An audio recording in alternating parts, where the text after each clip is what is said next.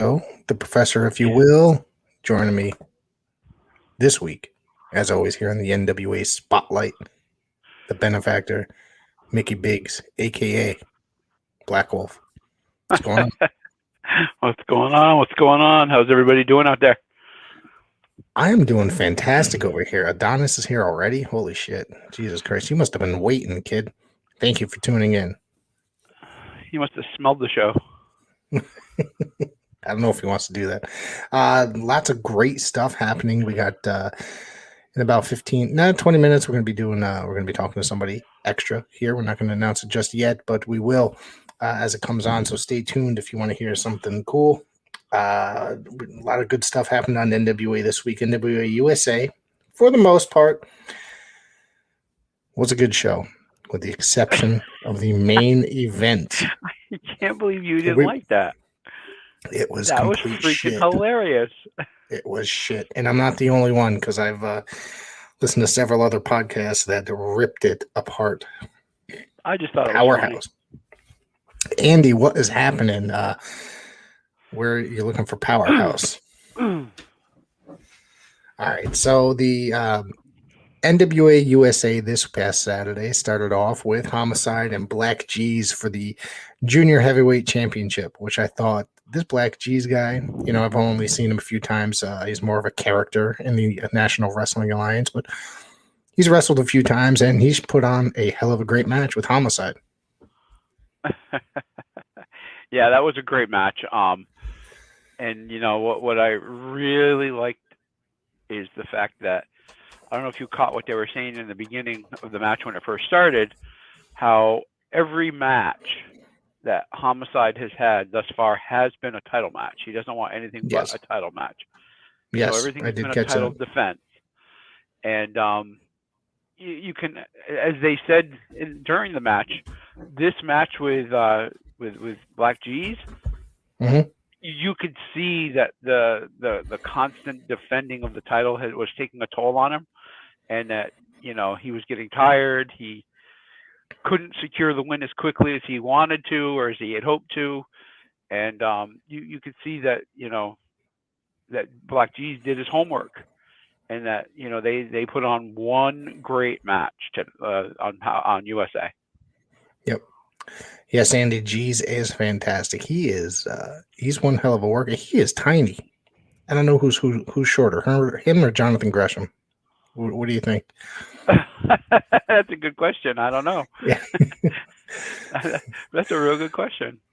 Homicide is doing a great job of defending the belt and being NWA Junior Heavyweight Champion. He's taken that all over the place. You know, he's recently defended it, you know, Brooklyn and elsewhere. So, and he's coming to Brooklyn, I think, June 10th. So, to defend that belt as well. Adonis, this is an NWA-based show. Sorry, sir. You're going to have to hold that off till tomorrow. Well, no, I'll answer his question. I see it. You want to answer it tomorrow? Okay. I'll just answer it real quick. So, being the fact that I am retired from anything to do with in-ring and I'm only on the podcast now, I didn't even realize that he had lost to him. So, I'll have to reach out to him and give him a pep talk. Thanks for bringing it to my attention. Andy, I think you're referring to Homicide, correct? As he's been around forever. He has been around a long time. One of the first times I think I'd ever seen him or heard of him was in Ring of Honor. He wrestled Steve Corino, your buddy, in a bloody match that went all over the arena. It was really cool. And there was a plastic fork involved for quite a bit throughout that match. Yeah, Homicide goes way back. He did some stuff with LIWF back in the day, and yeah, he goes way back, and he's absolutely right. No, he also said Jesus has been around forever. Jesus has been around forever. It's funny because I haven't heard of him until the National Wrestling Alliance, until he started appearing there last year. So I heard of him, but I wasn't familiar with his in-ring abilities. Okay. He's a great talker. He's great as like a corner man as well. So that's always fun to see him there. You know. Absolutely. There was a Tom Latimer promo, 60-second promo. They're doing these 60-second promo things on NWA USA, and he seemed to get lost in the middle of this promo had no idea what the hell he was saying or what he was doing, and it was extremely boring. I have no idea. Well, that was the whole point of it, though. He said right in the beginning, he goes, "They want me to talk about myself for 60 seconds. I don't know what to say." That was the whole point of it. Yeah, but I don't even think. I know that was the point of it, but I don't think he didn't really even did a good job. The best part of it was the end when he walked away. Yeah. Yep. Let's see. Well, there's something else here. Of course, Kyle Davis interviewed Nick Aldis, and everybody's talking about him. Matt Cardona. What the hell? Yes, that's right, Andy. I'm sorry. I don't mean to interrupt. That's right. He was part of Blackout in CZW. You're right. Yeah, I was not a CZW guy. I watched some of it, but not too much of it. The second match was Rodney Mack and Brett Buffshay against the Ill Begotten. It was Jeremiah Plunkett and what's the other guy's name? I have it here. Either way, this was a decent match. I thought I'm really liking Rodney Mack here in the NWA currently. He really slapped the taste out of that guy's mouth right in the beginning of the match, didn't he? Yes. Yeah, that was a great match. That was a great match. And lift up your mic. Yeah. Is that better? Yep. Okay. Yep. All right. Yeah, that was a great match. I thought so. Good, solid match. I'm surprised a man of Rodney Mack's age and stuff like that is very has been very competitive in the NWA as of late, especially on NWA USA. Yeah, he's I'm very pleased with the twist that his career has taken. I think he's doing a lot better for himself now than he had in the past, and right. He's going to go a long ways in the NWA if he keeps going on the track that he's in. Right. I don't think he's going to be in like a title picture, or at least not the world title picture, but No, but I can see him with like the TV title or something like that. If you say so. If we get a hint of who the big guest is. Let's see. Micky, that's up to you. We still got about 50. The only hint that I will give you is he is a former NWA champion of some kind. That does not help any. Not designed to. All right, so this is the main event of NWA USA, which I thought was complete. Yeah, it's James Ellsworth. That's right. Stay tuned.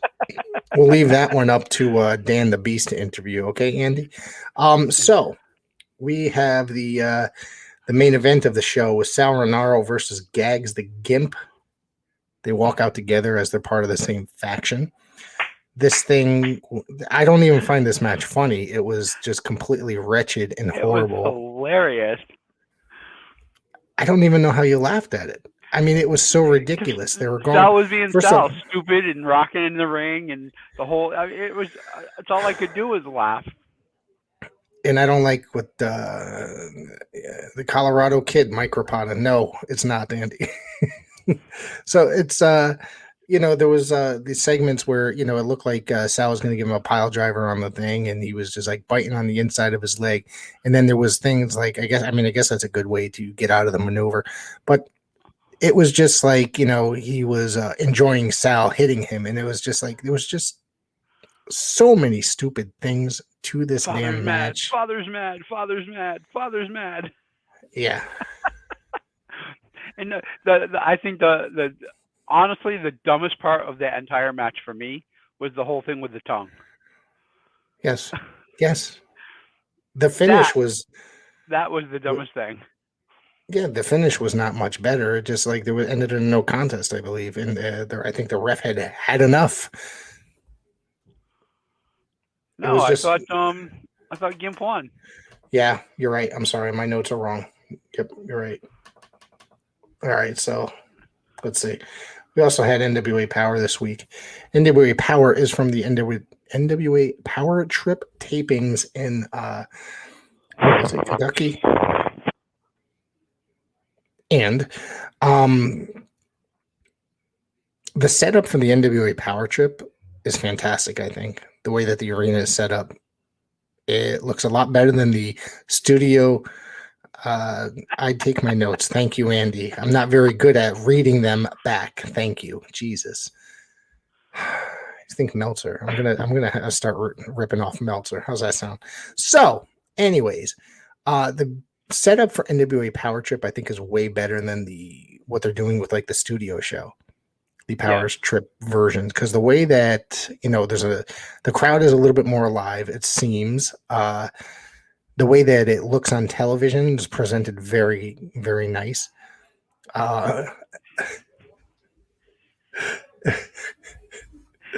And it was just the way it's presented. Very good. It's very good. So the show opened up with Kyle Davis. Hang on. It's Kyle Davis and Mike Knox. I totally had my notes in the wrong area. So, Oak Grove, Kentucky. Thank you. Davis announced that Harry Smith was not medically cleared to compete at the main event. He had been advertised as Knox versus Smith.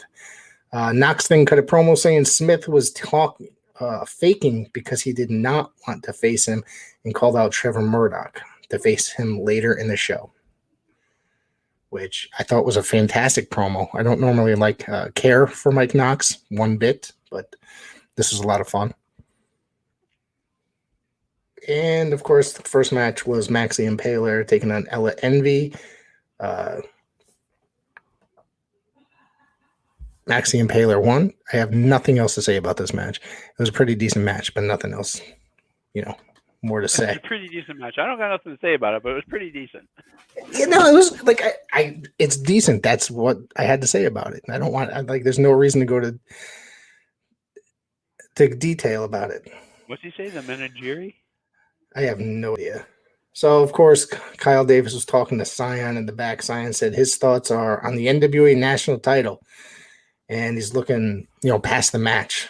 And let's see. He said his opponent, Joe Alonzo, is not on his level. When Davis tried to bring up that Austin Idol is claiming to be his father, Cyan grabbed Davis by the jacket and told him to never ask him that again. I have a feeling with the Austin Idol being Cyan's father that it's a twist. There's going to be some sort of twist, and it's not actually Austin Idol. You still alive, Mick? What's that? You still there? Yeah. Okay. You look like you're spacing out there. So Cyan defeated Joe Alonzo. I'm going to tell you this match was a fantastic match. Cyan was over, it seemed, with the crowd. It seems like he's getting them back on track because I think after a while they brought him in. He was this mystery man. Everybody's trying to figure out who he was, et cetera, et cetera. And then he had a shitty program with Tyrus where, Tyrus kind of ripped him apart. And now, it just seems like he was over kind of like in a babyface way, if you're watching. Yeah, you could say that. All right, so we're just going to fast forward to the Trevor Murdoch. The crowd wasn't too bad, Andy. The crowd wasn't too bad. Yes, they do have a crowd in Oak Grove, Kentucky. They actually did bring in a pretty decent crowd. It was not a very big building, but it's definitely bigger than the television studio that they normally record in say, Georgia or wherever. Right. Exactly. They probably fit a few hundred people in there, and the crowd's really into it. Then again, it is Kentucky. Yes, exactly. So, of course, it ends up being Mike Knox in the main event. And who comes out but Trevor Murdoch, which Trevor Murdoch beat Mike Knox by disqualification. Murdoch punched Knox right in the face to start in the match, and then dared Knox to do the same, which he did. The two continued to exchange strikes. And let's see, let me go down. Eventually, Murdoch did get the better of the exchange, and they ended up going back and forth for quite some time. Was Cornette on the show? Cornette is no longer with the NWA ever since that was the second season. Yeah. Since he made that fried chicken joke and Trevor Murdoch. Yes.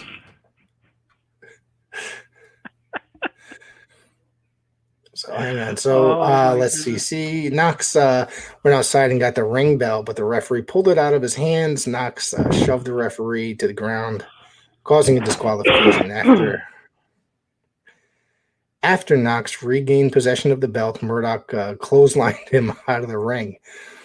And that's it. And they kind of hinted at a rematch too, going down. I'm sure that maybe, do either of them have a match for Always Ready yet?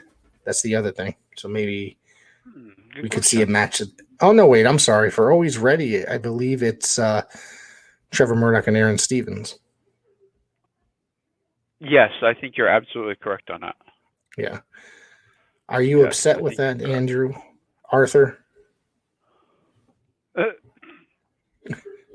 I thought that, I don't know, this is probably the best I saw that Trevor Murdoch looked in quite some time, to be honest with you. He had kind of a lackluster title reign, but, I thought that this was pretty good, this match. Just to give you a heads up, it looks like our guest may be a couple minutes late because he's tying things up on something else right now. Oh, Knox is not a very good wrestler. I agree, Andy. But here he wasn't, so bad. I don't know why the NWA is loving him right now. Maybe he's, good buddies with the promoter. That's the only thing I could suggest. So, Mick, what else would you? It's not Tom Carter. Mick, what else would you like to go? Where else would you like to go for this? I mean, let's talk about the upcoming card. For Nashville. For Nashville, let me get that match list. Keep talking for a second. Yeah, so I mean, it is named after Cardona, Always Ready, but outside of that, I think it's going to be a great show. It looks like they got some good matches lined up for it, and it looks like that it's going to be a barn burner, as good old Jim Ross would say. That's true. I think so. Hang on one second. I'm trying to get the match list here. I do have it somewhere. Let's see. I know Aaron Stevens and Trevor Murdoch, like I said earlier. Let's see. Trying to find the rest of the matches here. I thought I had them here. I know it's Aldis and Cardona. Yeah, he should be coming on momentarily because he's finishing up his other thing right this moment as we speak. Yep. Let's see. I'm always ready. Card. Here we go. Okay. Yep. Let's see what else we got here. Okay. So Matt Cardona and Nick Aldis. The women's title. Camille taking on Kylan King. I'm sorry. Hold on. Andy, no, Ross is not doing NWA. He is doing AEW. Who are you talking about? Anyways, we're talking about Always Ready. That's what we're talking about, okay? Before our guest joins us. NWA World Television title, Tyrus taking on Mims. I have a feeling that Mims is going to take that title. Just my prediction. World Tag Team titles.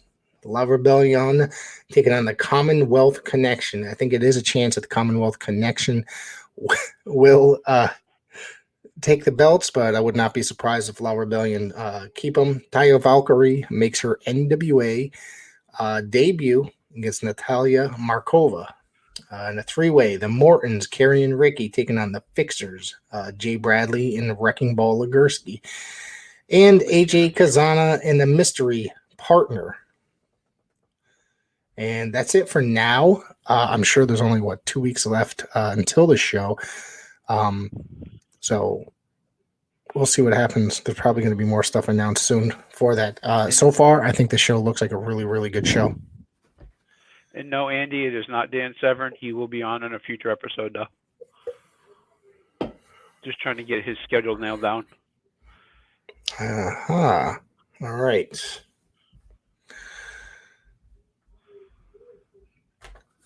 So what else, Mick? What else is going on? Why don't you? All right, I'm about to press the block button.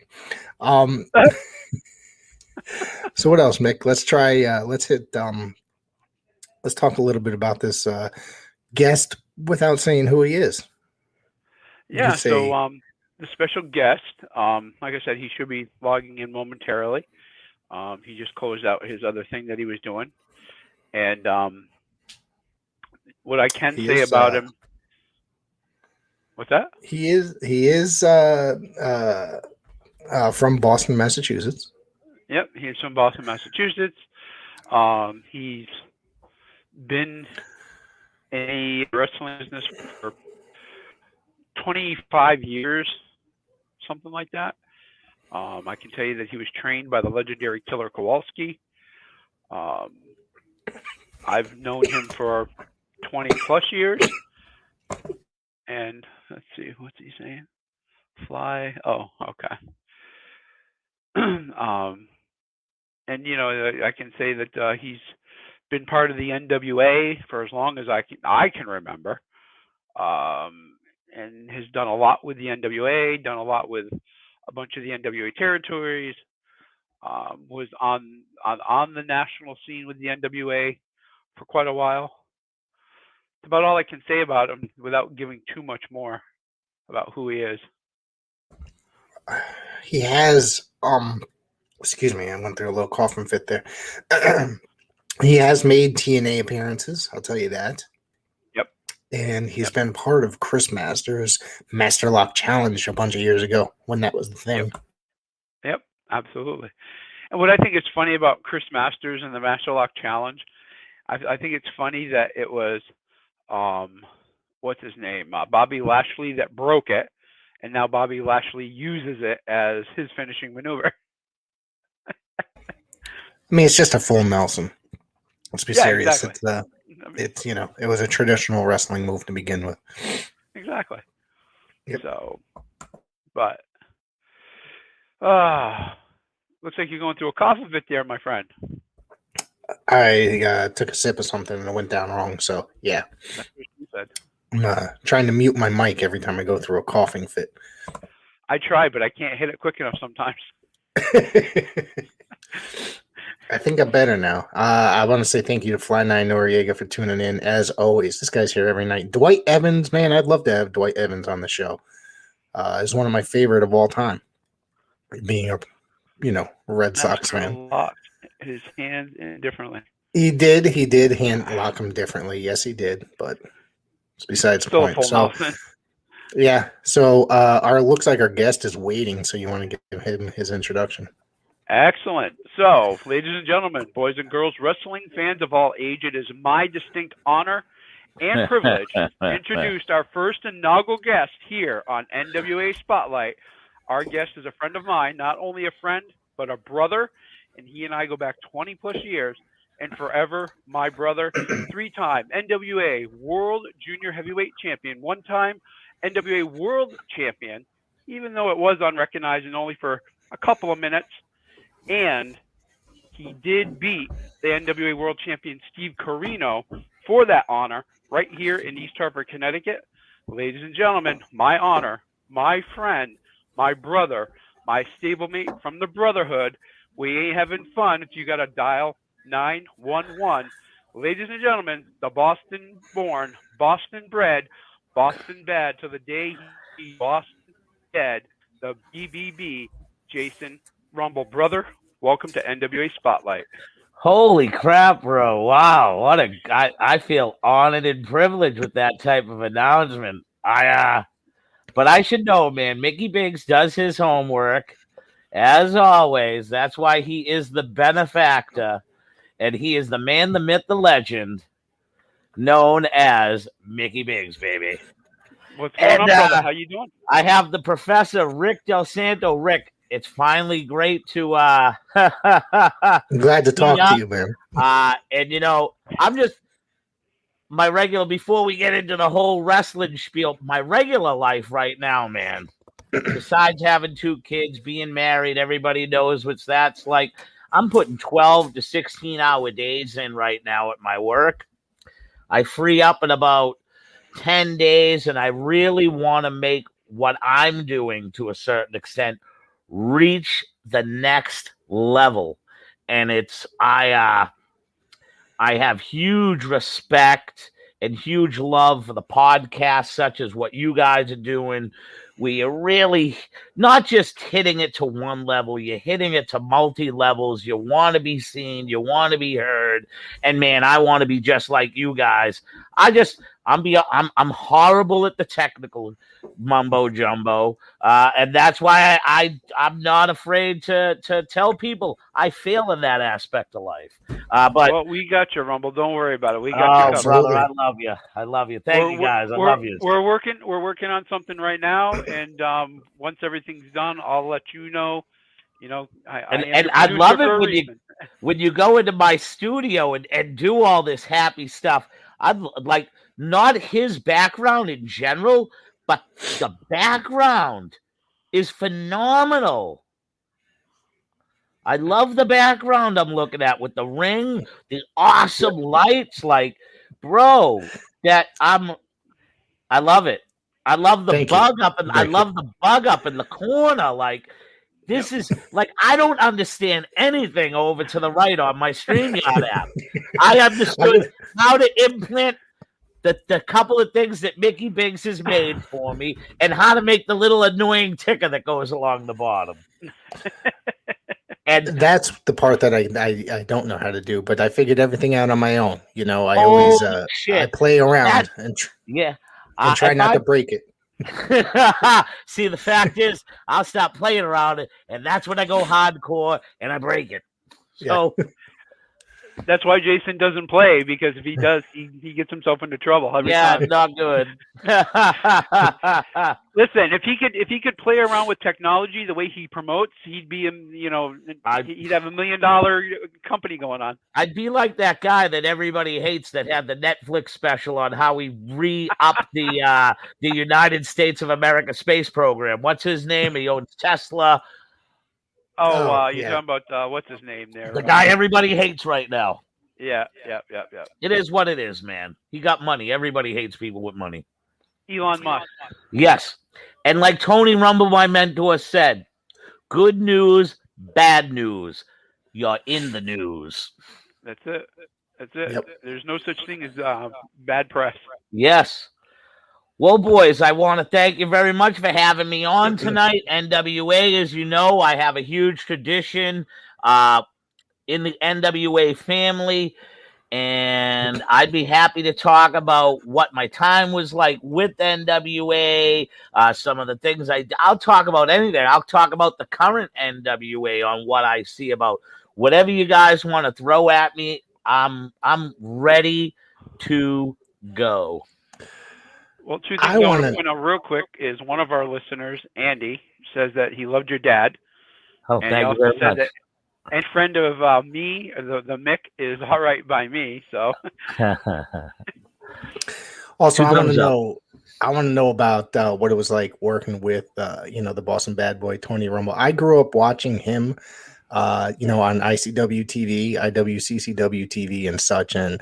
As a kid, I think I finally got to meet him as somewhat an adult in a CWA show here in Connecticut somewhere, which was, to me, was just amazing. I thought. What year was that? What year was that? I'd have to say it was in the 90s sometime. Okay. Late 90s, early 90s, Danbury, Connecticut. I'd have to Toyota dealership, which was, you remember the Toyota dealership? I remember. Buddy, yes, I jobbed to King Kong Bundy, as formerly known as Jason Rage. I might have been at that show. Because I know I went to Bundy. I know there was a few inside the car dealership, and I know there was a few that they did on the outside in the parking lot as well. What a hot time that was! Yeah, I remember going to a bunch of those over there. So okay, but I do remember seeing you as Jason Rumble back in the day too. But I want to know what it was like working with Tony. All right, man. So I'm about to blow. You know what's good about these shows is that I know that.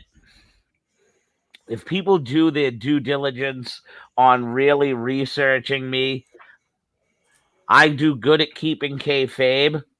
And so I'm going to tell you a little bit about my background on and whatnot. Okay. So I look a lot like Tony. I ain't Tony's son. Do I wish I had a guy like Tony Rumble that could have been my father? Fuck yeah. He is the proverbial Arthur Fonzarelli of the goddamn world. Just the dude, when he came in, snapped his fingers, whether it was ladies, whether it was just person, he captured the room. And to be told that I would be able to carry on his lineage from his wife, from his two stepdaughters, because they felt I not only looked like him, I acted like him.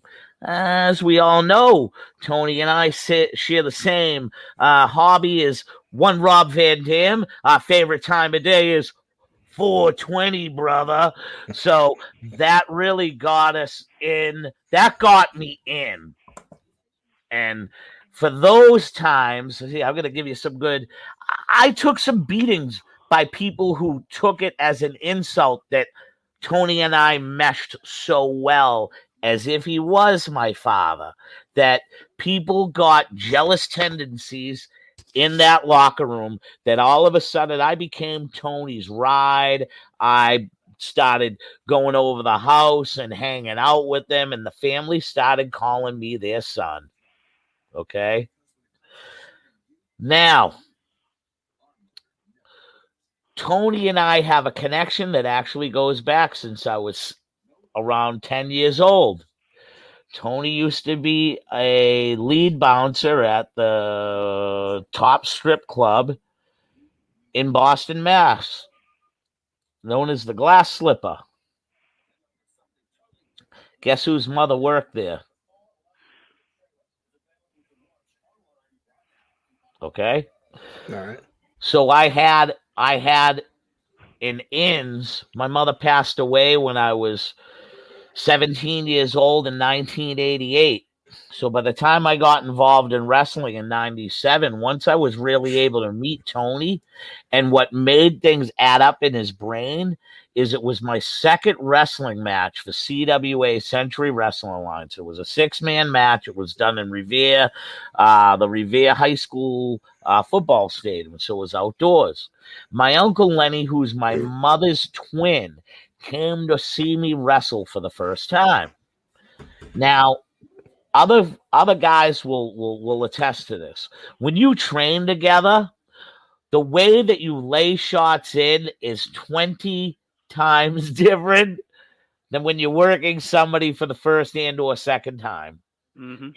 You're light. But when we was at Kowalski's and the way we trained, Walter used to love it when we would potato the shit out of each other and really make it look real. Mm-hmm. So here's my uncle watching me wrestle for the first time. His twin sister's son, who has passed away. And when I tell you my mother was beloved by her 4 other brothers, my mother was beloved. So me being looked after by my uncles, yeah, man. So my uncle proceeds to see me and my good friend Damon D'Angelo. The 6-man match, melees to the outside. We're just beating the shit out of each other. And we fight all the way back to the locker room. Well, I didn't know my uncle tried jumping in. And the security having to push him away. So Tony comes up to me and goes, "Hey, that's your Uncle Lenny out there?" I didn't even know he knew my Uncle Lenny. Okay? I was like, "How do you know my Uncle Lenny?" He's like, "Oh, he was just out there. He tried to get on Damon. He thought this was real." I go, No. How do you know my Uncle Lenny? He goes, "I've known your Uncle Lenny for about 15 years. I didn't know you were Mary's son. She used to talk about you all the time." As soon as that happened, we were inseparable. Inseparable. I was his ride. All of a sudden, we started betting together. We loved football and shit like that. We used to get together and I'd get together with his family. I'd go over and watch Friends on a Thursday night over there. They'd make me dinner.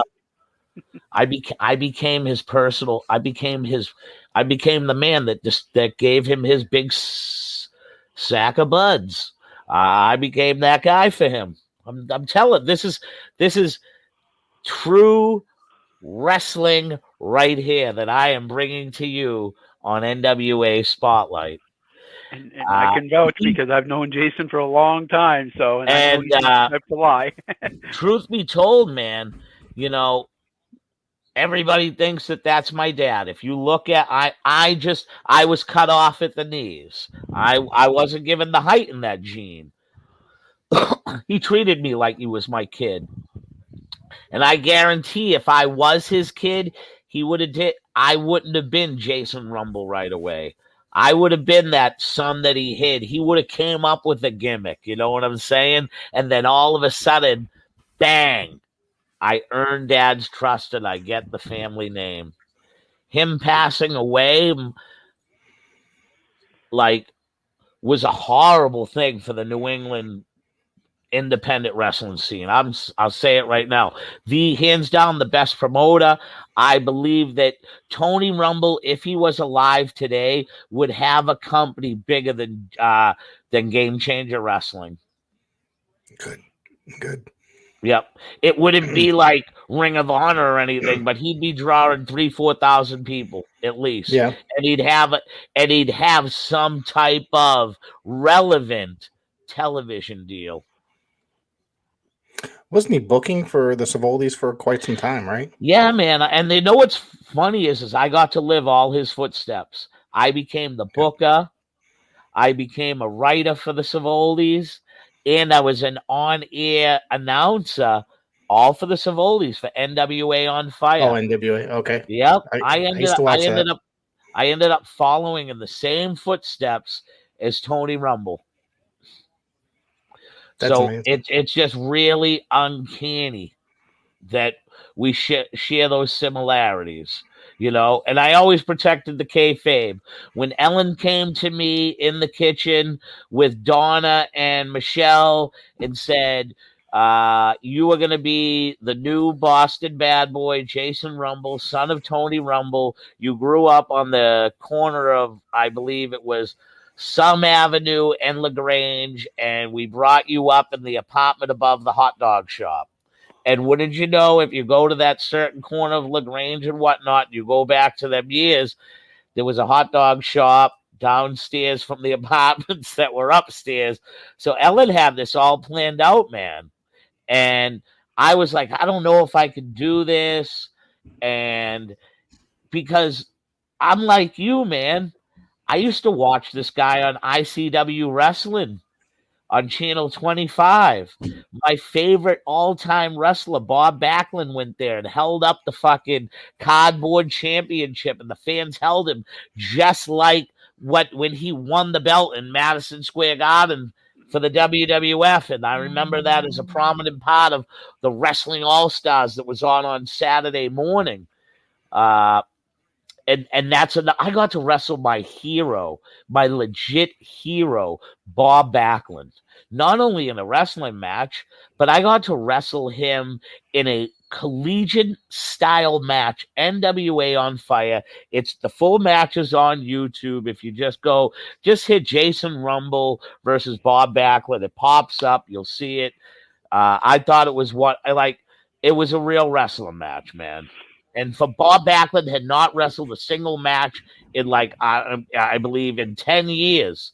And because he was watching tapes of the Savoldis, and I'm not, if people are listening out there, they're going to say, wow, I can't believe that arrogant cocksucker, that he's going to say Bob Backlund handpicked him and said, I want to wrestle him because he looks safe and I can trust my career in his hands. And they're saying, why is he talking to them on a radio show? Why ain't this guy backstage with the WWE writing and producing or on air like an AJ Styles? And he's only turning 50 like the rest of these 47 and 48-year-olds. I chose my life. I'm happy with what I've done, what I became. Would I take that? Hell yeah. But to get back to the point where I'm at, Bob Backlund handpicked me. Handpicked picked me. And for those of you who don't know, he's not a really big weed fan. For him to pick me, and what do you think? I stopped smoking on the tours? Fuck no. So for him to pick me, and we not only had one match, we had like there's out there on NWA on Fire Files that are on YouTube that like I think we have at least 3 more that are on part of their files. So I think I did like 4 matches with him, but still he didn't work with anybody else. He worked with me. That was it. There's a bunch of those episodes, NWA Fire episodes. The Savoldis have their own streaming network. Yes. It's a $3 a month to subscribe. Andy Nichols, one of our listeners, says that he just found this match on YouTube. So, well, thank you very much. I hope you enjoy it. Yeah. Bob was wearing red shorts. Yes. Okay. I remember that phase. Didn't he come back to WWE in that gear at one point? I think so. Yeah. Now that you say that, I think he did. Shit, I feel even more honored and privileged. He wrestled me in gear that he worked in the WWE in. I was just going to say, it sounded somewhat familiar. He did the one-arm gimmick and picked me up and everything, man. I had a chance to meet him 2 times in the last year, and maybe, within the last 2 years. He's a hell of a guy, man. I tell you, I first met him in 1994. I wrestled for my high school team. And here in Connecticut, he coached Rocky Hills High School's team, and we were opposing them. Academy in Colchester. Yeah, so I ended up just introducing myself to him. At the time, I grew up a huge Backlund fan, WWF in the 80s. And he's one of those guys because he was an amateur wrestler that became a professional, and that guy influenced me. I know his whole background. He could have went on and won the Heisman Trophy as a running back in college. He was good in football. What was I going to say about that? Did you ever read his book? I'm going to be honest with you. Right now, Micky Biggs is hopefully still in production of reading my first book for me to put it on sound so I can listen to it. Good job, Mick. Good job. Jason doesn't read very much. I'm going to be honest, unless it's sports or wrestling and it's paragraphed and it's right to the point, I'm not going to lie. After all the multiple head hits of 25 years of professional wrestling and already having adult ADHD and whatever other quirks I have, reading is not fun for me like it is for everybody else because I have to read the shit over and over and over just for it to realistically retain. And then the next day, let's just, you know what I mean? I almost got to reread again just so I know what I'm going to read this time around. For Jason, reading is not fundamental. I don't have it. This year, I'm assistant coach on the high school baseball team. We are reading a book called Row the Boat by Pj Fleck. It's an incredible book that's written upon motivation and how to get teams to just basically row the boat together, to show the teamwork, how to call each other out, be responsible, this, that, and the other. If I didn't see the writing of this book on College Game Day 2 years ago, I wouldn't know as much as I've retained from hearing the head coach read it to us all. Because the book is only maybe 150 pages. And I don't have I realistically, if it's one of them voice books, I'll purchase it because it's Bob Backlund. I'd be honored and privileged to listen to it. No, it's an incredible book. I myself don't have. I can tell you last book I actually did read. I just don't have time to read, and it's I'm always doing some sort of research for the podcast or watching something to bring up on the podcast on top of working 3 jobs. You know what I mean? Yeah, so, I hear you. There's no real time. Andy Nichols just said that he found the match of yours taking on Rikishi. So he sees me get stink-faced. Was an honor and privilege. Was in Nova Scotia.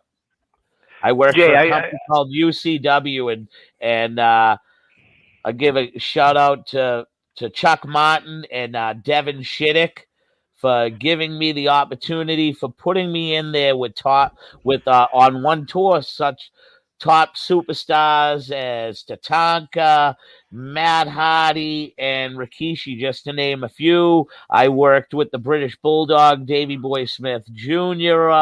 On one of the tours, along with Sir Mo from Men on a Mission, just to name a few shotties. Jay, I want you to tell the story of the heat you have with Tony DeVito. Oh man. So DeVito, evidently it was his ring. We were working for EWA, which at the time was promoted by Tony Atlas. And I really didn't know who he was in the business. I didn't realize who he was. So I was just some arrogant 2-year in the business piece of shit that I basically told him, fuck you. We're breaking not just one table in your ring, but we're going to break 2 fucking tables in your ring. And, I'm going to rip your canvas. And, yeah, that happened. And that drew me huge heat with DeVito, because I probably never got into this with you. Later on in life, when I became a backstage friend at ECW, because John Cronus is one of my good buddies, along with Perry Satin, and then again hanging out with Dreamer a couple of times, that I really didn't know the first couple of times I went back there. What had saved me is Walter loved Tony. So I believe that was one thing that saved me from realistically probably getting my what would have been at a young point in my life, my ass handed to me, and well deserved. I acted like an arrogant prick, and he owned the ring. We tore his canvas, and I basically flipped him the bird. The Guardian of Chaos, Big Daddy, is in the chat. Thank you for tuning in, my friend. Andy Nichols wants to know: did you ever light one up? He never wrestled Powerhouse Butch, but he did wrestle me under the Dark Angel character quite a few times. He also wants to know: did you ever light one up with the Metal Maniac? Oh, yeah, I have lit one up with the Metal Maniac, brother. Dude, one of my best times was because from trying out for the NFL combines and the XFL and things of that nature, I became best friends with Snooker's son that many people don't know him. His name's Kane Waller, and Kane, we called him Kane, graduated all Ivy from Harvard as a football player and was a cornerback. And him and I trained together. Great friend of mine. I'll get into the whole. That's how Christopher Nowinski really broke into the business, but he's not going to admit it. I wish I had never cashed his check, but I was broke in the business, so I had to. But I should have framed it because I never knew he was going to be famous. But anyways, let me get back to the Kane thing. Because I had such a great relationship with him, Snooker became one of my best friends. That was my second idol. I not only got to wrestle with Snooker, but the Dark Angel was part of that match on one occasion when Snooker was going to give the Superfly splash, but tags me back in and goes, "No, brother, tonight is your time to fly." He tags me back in, and I did the splash. Wakefield, Massachusetts. The best part about it, my next door neighbor, who was like my older brother, ran the Knights of Columbus. And I told him, I go, dude, when I bring Snooker in, we're all going out to the alley. We're going to get fucking stoned as shit. So My buddy couldn't believe it. He's like, I'm really going to smoke weed with Superfly Snuka. They used to call me Superfly when I was a kid. I jumped off everything. I was 10 years. He's 10 years older than me. And I used to surprise him on Sundays during the NFL. And I jump off his bureau and splash him. He's 10 years older than me. I'm 11, 8, 9, 10, 11. I used to come over to watch sports over his house and shit. And he was out drinking on a Saturday night, getting all fucked up. I didn't realize it until I really got older how much of an asshole I was to my next door neighbor. So later on in life, obviously, I was like, I'm going to pay Mulligan back. And lo and behold, we brought him to Wakefield, and he got everybody high, and everybody couldn't believe they're smoking weed with Jimmy Superfly Snuka. And not only that, but he's in this lowly Knights of Columbus that's there for weddings and funeral receptions and bar mitzvahs and, Catholic things like, confirmation and communion and crap and things of that nature. And here I am holding a professional wrestling show there with the WWE legend. So, yeah, I later on got to be friends with Snuka. Everybody knows Snuka and Metal Maniac were very much travel buddies. And brother, back in them days, brother, we like the powdered sugar, brother. We like the nose candy, brother. We like the powder the donut. You know what I'm saying? That was their thing, bro. There's one episode where Mass Madness and CWA Mass Madness, Snuka, it's a vignette, and it's just Snuka everywhere, just looking around going, who, you want to fly like Superfly? He was so high, and not on weed, but he was flying on like an 8-ball of Coke, and he was drinking fucking started drinking on the beach at 7 a.m. And I believe the Metal Maniac might have been right in his back pocket, brother. So, great guy. I love the Metal Maniac. So, Jason, I remember that show you're talking about for another reason, and not just because Dark Angel was in the ring with Snuka, but memory serves me correctly. That's the night you tried to be big and bad and body slam the Dark Angel, and it kind of backfired on you. Well, brother, I had a big ego, so I thought I was big and strong. Oh, you were. You got him up, but what comes up, they say, must come down. Yes, that's true. That's true. It must come down. My story about the Metal Maniac, I interviewed him about 2 years ago. That dude talked for 4 damn hours. I'm telling you. 4 hours about him and Jimmy Snuka, basically. There was probably about 5 minutes about how he got into wrestling and such, but the other 3 and change were all him and Snuka, and then he still wanted to talk, and I'm like, dude, it's 2 a.m. I gotta get He was probably high on the booger sugar. He's out there in Hawaii now. A little bit. Oh, yeah, right, shit. Exactly. Talk to us a little bit about your time as the NWA World Junior Heavyweight Champion. All right, so my first title reign came in a 5-way during one of the conventions, and the top profile match that night at the convention was a young AJ Styles along with Christopher Daniels. That place, there was as in the locker room, we gave them a standing ovation. And so, needless to say, to go out there at a 5-way clusterfuck where there was absolutely no room to talk, and I'm not one for talking, but when it's a 6-way match, man, you got to have some fucking shit planned so it doesn't look the shits. Like a cluster. Yes. So there was no place to go and talk with anybody. The people involved in the match, except for maybe myself and a couple others, really cared for what was going on that night. So needless to say, yeah, the match was good, I guess. I really haven't seen it. All I know is I had a great time being when I was the NWA World Junior Heavyweight Champion for a first time. And then I believe I went on to hold it. I think every reign I had lasted close to at least a year. And because I was the only guy that was actually not just staying in my home promotion, but I was taking my own money to go to other NWAs just to put myself on the card. And if the promoter paid me, it was a plus. So I did a lot of that. I did a lot of that freelancing, but I knew on myself it was making my resume look that much better. You know what I mean?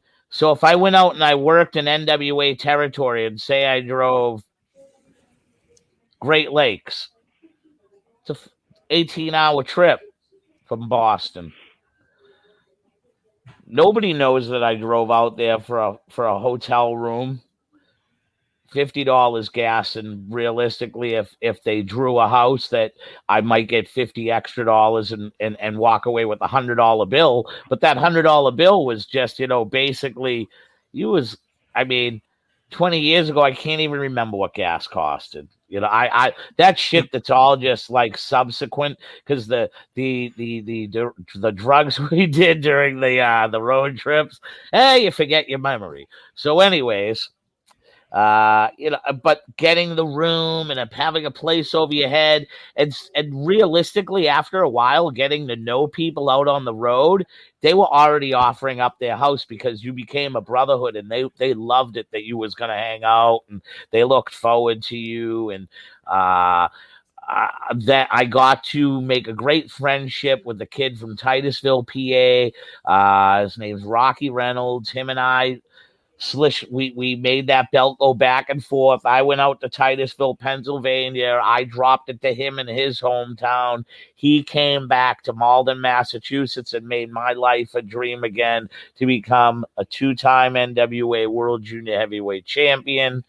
And I think from there, I dropped it again to him, if I'm not mistaken. I forget who my second loss was from.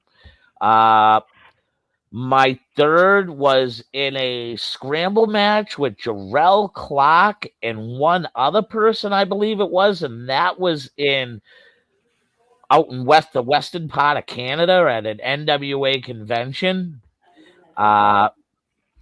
Then I'll tell you this, the one mistake that I regret making in my wrestling career was not canceling my England tour to just go to Japan one time to drop the title to Tiger Mask. If I knew then what I know now,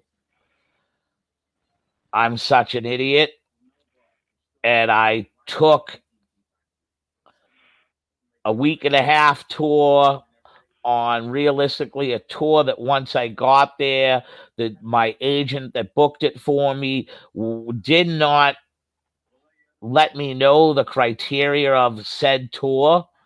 I was working, I think, some of the shows for, I believe the promoter was Dennis Dixon that runs in England, and he likes to house with you, and he drives everybody in a van and stuff. And I guess when he heard I had my own room in Piccadilly Pub where I was staying, and I had an entourage with me, he got all turned off and then canceled 6 out of my 10 bookings that I had. So I still had 4 bookings that I went and worked for.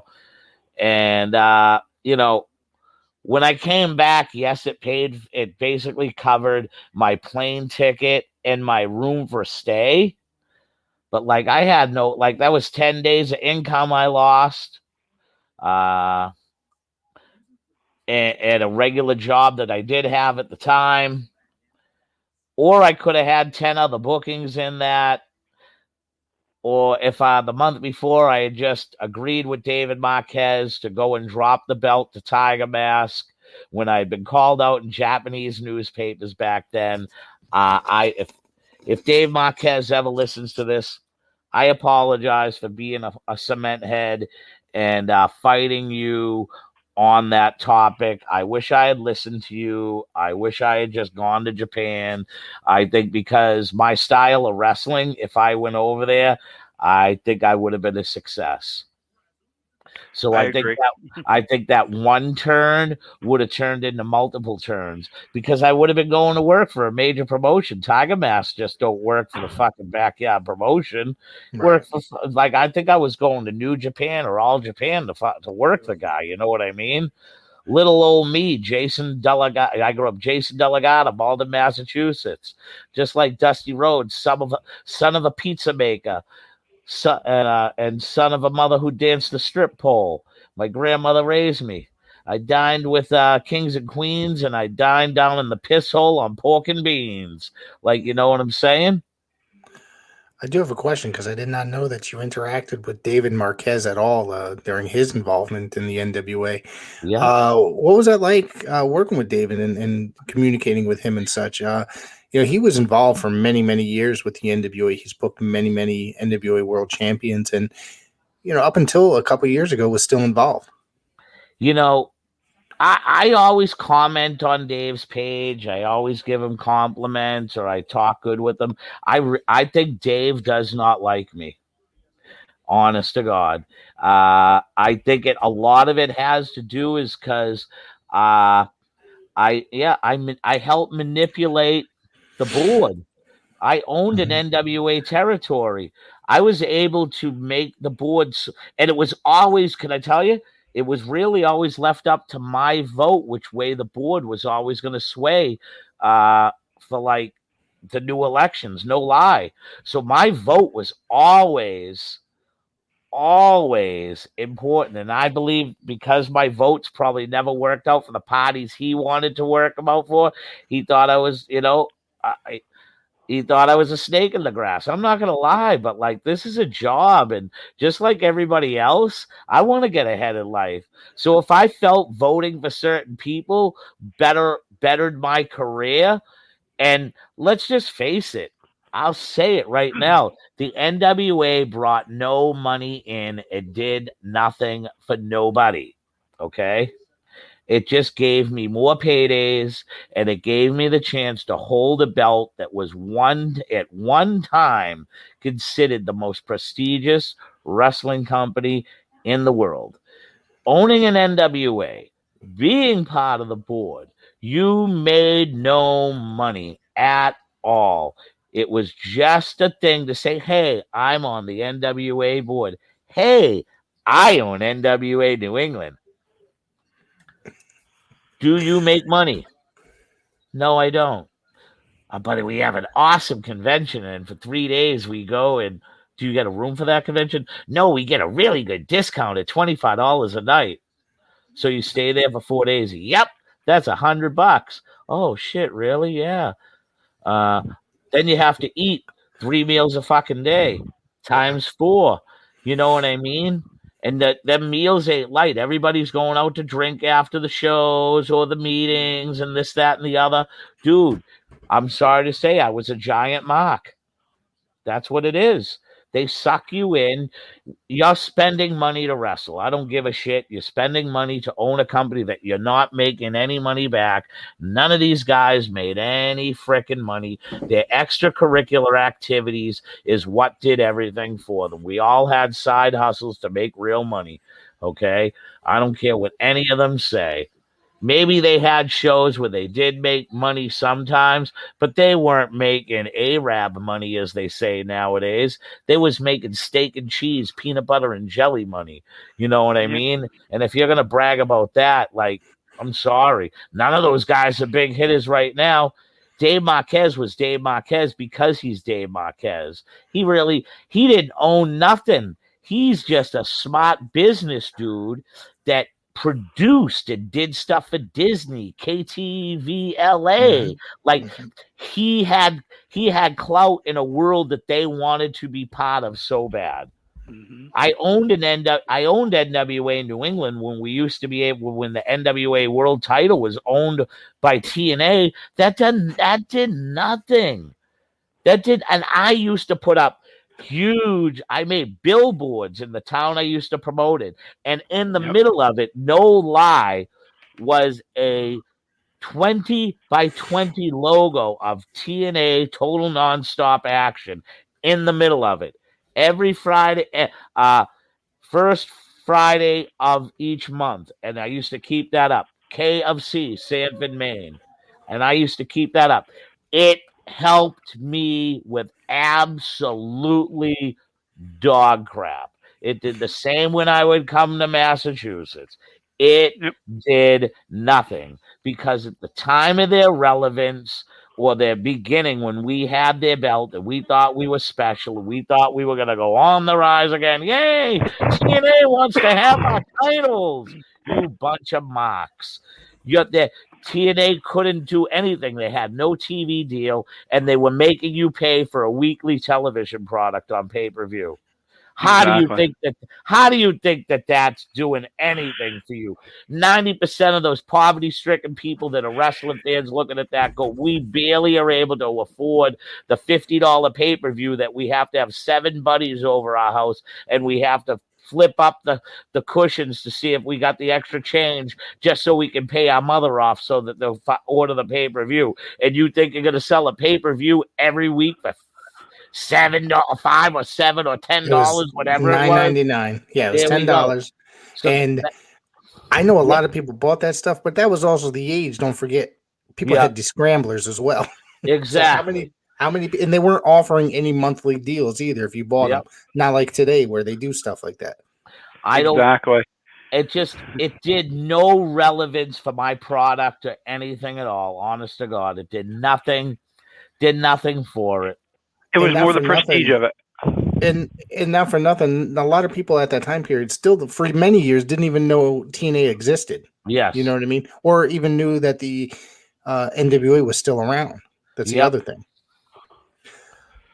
And so, Jason, we were talking about your title reign. So your first one was actually October 13th, 2001, from the NWA 53rd anniversary show in St. Petersburg, Florida. And that's where you said you were in the 5-way match, and you defeated Lovett, Jimmy Rave, Brandon Kay, and BJ Turner. Oh, cool. Couple of good names up there. Jimmy Rave and Lex Lovett, who did a cheerleader gimmick with his wife on Impact Wrestling. If anybody remembers that. I remember that. That's his wife. Then, as you said, you did lose it to Rocky Reynolds, February 2nd, 2002 in Titusville, Pennsylvania. And that was for NWA East. And then you won it back a few days later, February 16th, in Malden, Massachusetts. Promoted by NWA was that New England. Quick. Yeah, Rocky Reynolds only held the belt for 14 days. And then you won it again. You dropped it back to Rocky Reynolds. Then it went to Jimmy Rave, Star, Jimmy Rave, Brother Love. And then you go all the way down. You took it back on October 17th, 2004 at the 56th anniversary show in Winnipeg, Manitoba, Canada. And it was a 3-way match between you, Clark, and Vance Desmond. Yep.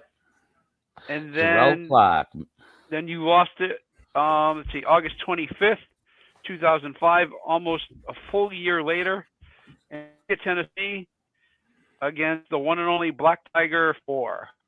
And do you know who that was? Rocky Romero. Okay. So it was an honor and privilege to not only just drop it to Rocky, but drop it to the lineage of, we all know that the great Eddie Guerrero was one of the original Black Tigers. He feuded against the Pegasus Kid, as everybody does know that was the late, great Chris Benoit. There is a question in the chat for you, Jason. Did you ever wrestle Chris Candido? No, I never got the honor to wrestle Chris. Okay.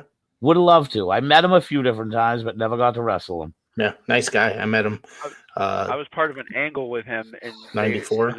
NWA Jersey was doing a show in I can't think of the name of the town now. It was in Connecticut, New Hartford and all that. Starts with a T, and I can't think of it. And did this whole angle with him and Sonny, where he had come into the ring and he was quote unquote drunk, and he ended up getting arrested. I mean, it was just this whole great big angle that they pulled off. It was pretty cool. Let me ask you, Question is, how much of it was kayfabe? Was he really drunk or not? What was it like working with Knuckles Nelson? Is this Knuckles asking?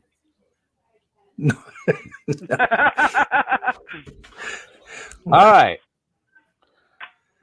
So my first experience with Knuckles was a hot sunny day, and he used to come by Kowalski's and get ring time. And he was laying out on the deck, and Richard Burns opened the door, let us in. I probably had 2 months of experience, and I didn't tell him. And him and I sparred for a good half hour. Mm-hmm. And then when Walter came, Walter was like, "What are you doing in the ring?" So then, Nux is outside and hears this going on, and he goes, "Why did he yell at you?" I go, "I'm not supposed to be in the ring right now." He's like, "Why not?" I go, "Well, I've only been here for a little." I go, "I haven't even been here for 2 months yet." And he's like, "You let me throw you around to do it." So he got pissed at me. So right away, it wasn't really a good beginning with Knuckles. And when I go to the NWA, which is CWA, maybe about a year later, he don't remember me. All he remembers is myself, Luis Ortiz, Slyck Wagner Brown, and Beau Douglas.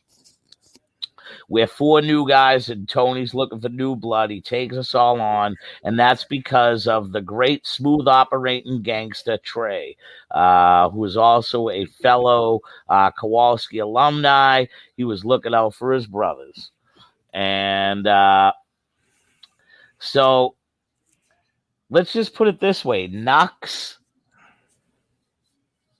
was one of the people that, he drove with Tony. And then when I came along, gotcha. I told you. He was on the outside looking in. Exactly. And Eric Sprazier, out of the original, they're the Brotherhood. We're the Brotherhood 2K, man. We're like the NWO recreated. My version compared to Tony Rumble's version. I don't insult it. Those guys are the trendsetters. They laid the table for the future Brotherhood later on in life that had myself, Big Rick Fuller, the Dark Angel protected our back. We had a few more riffraff in there. But we ran hell, and we kept the motto that we ain't having fun till we got to dial up 911. So we hop ahead later in life to the Hot Dog Safari in either 97 or 98, and a young Jason Rage along with Slyck Wagner Brown. At this time, we were flying high on WNDS. With the NWA New England, we had our own show. We were getting so much press that when we used to go to the Garden to see when Raw came to town, the fans knew who the fuck we were. And let's just face it, if anybody on here during the 16 weeks it was on, it was dominated by a group known as the 2K Club. And that was myself, Slyck Wagner Brown, and Luis Ortiz, otherwise known as LO to you, and SWB and JR right here. And that was the way that we were supposed to trend. Tony Rumble was like, "You three are the future of professional wrestling." We got the street witty, street tough looking Italian guy. We got the Jamaican black dude. We got the Puerto Rican flavor. We have a legit group of all in one. You guys are the 2K Club. You're revolutionary. And dude, we rolled with it. And when other boys in the back felt the love that Tony Rumble not only just gave myself, but Wagner, Lewis, and to the same extent of Beau Douglas getting pushed to the moon by Tony right away, becoming a television champion, getting involved in a tag team with Steve Morabito, later on having a great successful run while Tony was alive and well. Tony had big things planned for Beau. When he looked at Beau, that's why when he later on became my top baby face, I named him Back Home Beau Douglas, because Tony used to say he looks like one of them kids from them fucking boy bands. Douglas, you make me puke. You know what I mean? So like Tony, that was Tony for you. So we're at the hot dog safari. We're carrying a huge wave of momentum. The show is hot. The characters are hot. And I think because of my closeness with Tony, there was almost an accident that was a purposeful accident of a power bomb, and he realistically tried to drop me on my head and break my neck.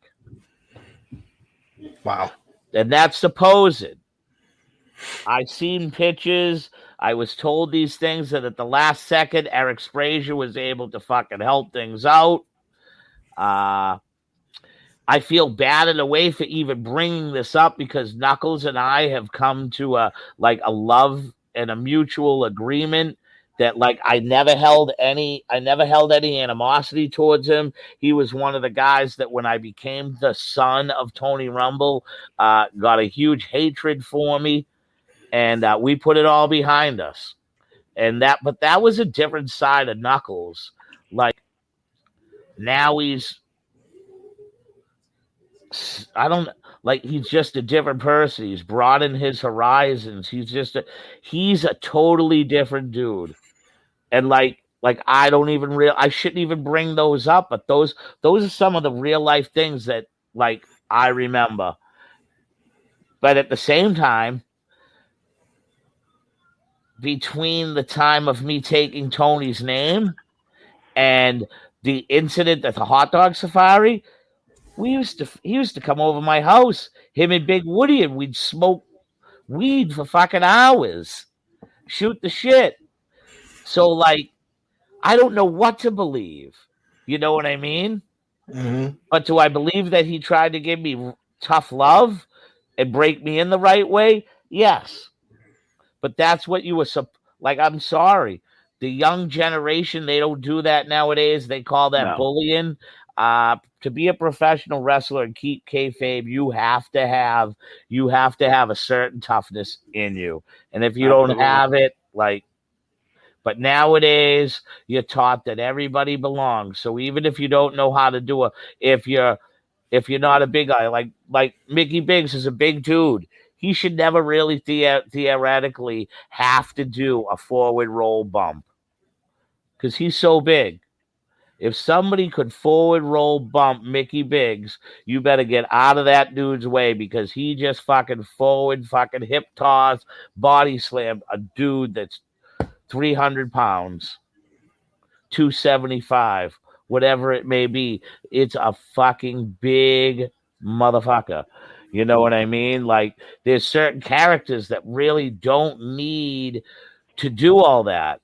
But if you're a 185-pound kid and you can't take a forward roll or you can't take a back bump correctly, but you can do a 450 splash finisher, that person thinks that they deserve to be in the ring nowadays. And that's a huge stigma that I believe has come to the sport of the everybody belongs bullshit, which realistically it's not.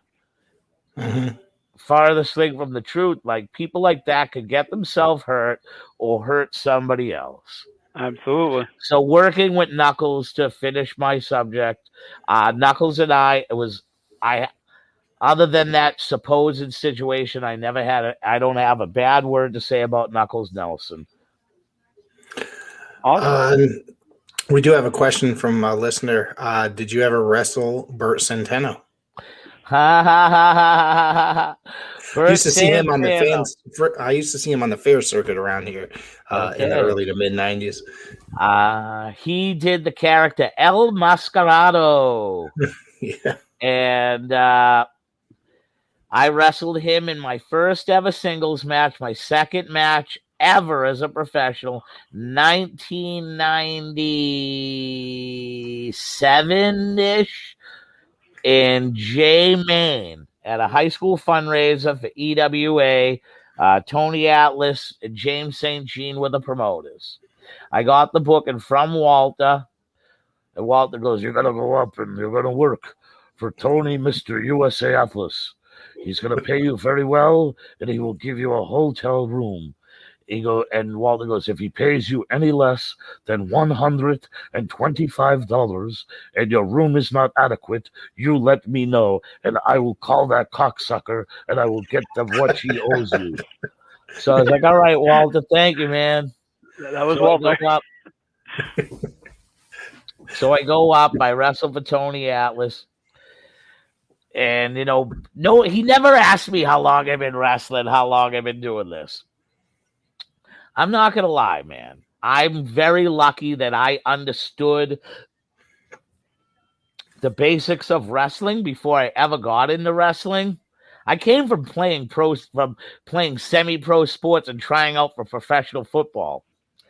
So my way of looking at film and breaking down games, even when it came to pro wrestling, I didn't understand that my brain retained so much shit that once I got in there, it's no lie, it was like my brain was a PlayStation 4 game. That's how advanced I was able to take stuff and understand what the basics meant, understand that if I was lost, to let myself be known I was lost. I knew how to grab a hold. I knew how to get out of the hold. The best part is I knew how to listen and how to protect myself. So having those things and understanding that and going against Bert, we had a barn burner of a match. It went about 25 minutes. The finish is he sets me up on a fucking table and does a senton bomb from running inside the ring, jumping over the top rope to the outside. Oh, Jesus. Throws me back in, pins me. Him and Tony Atlas are fucking loving life, this, that, and the other. And finally, after about 15 minutes of praise, they go, how long you been working? 2 years, 3 years? That shit was awesome. I go, I just started wrestling class 10 months ago. This is my first ever singles match. Bert flipped. How could you let me take advantage of you like that? I could have killed you. You don't know how to go through a table. I go, yes, I do. I just went through it. And he goes, who are you trained by? Who are you trained by? I go, Walter Kowalski, the same guy you were trained by. I go, Walter told me how to listen, and as long as I knew how to listen and I knew how to protect myself, if I felt any uncomfortability, I would have known how to take over the match, get you in a hold, and let you know I cannot do that. I go, so I want to let you know I was fully comfortable with everything you did for me. They love that I said that.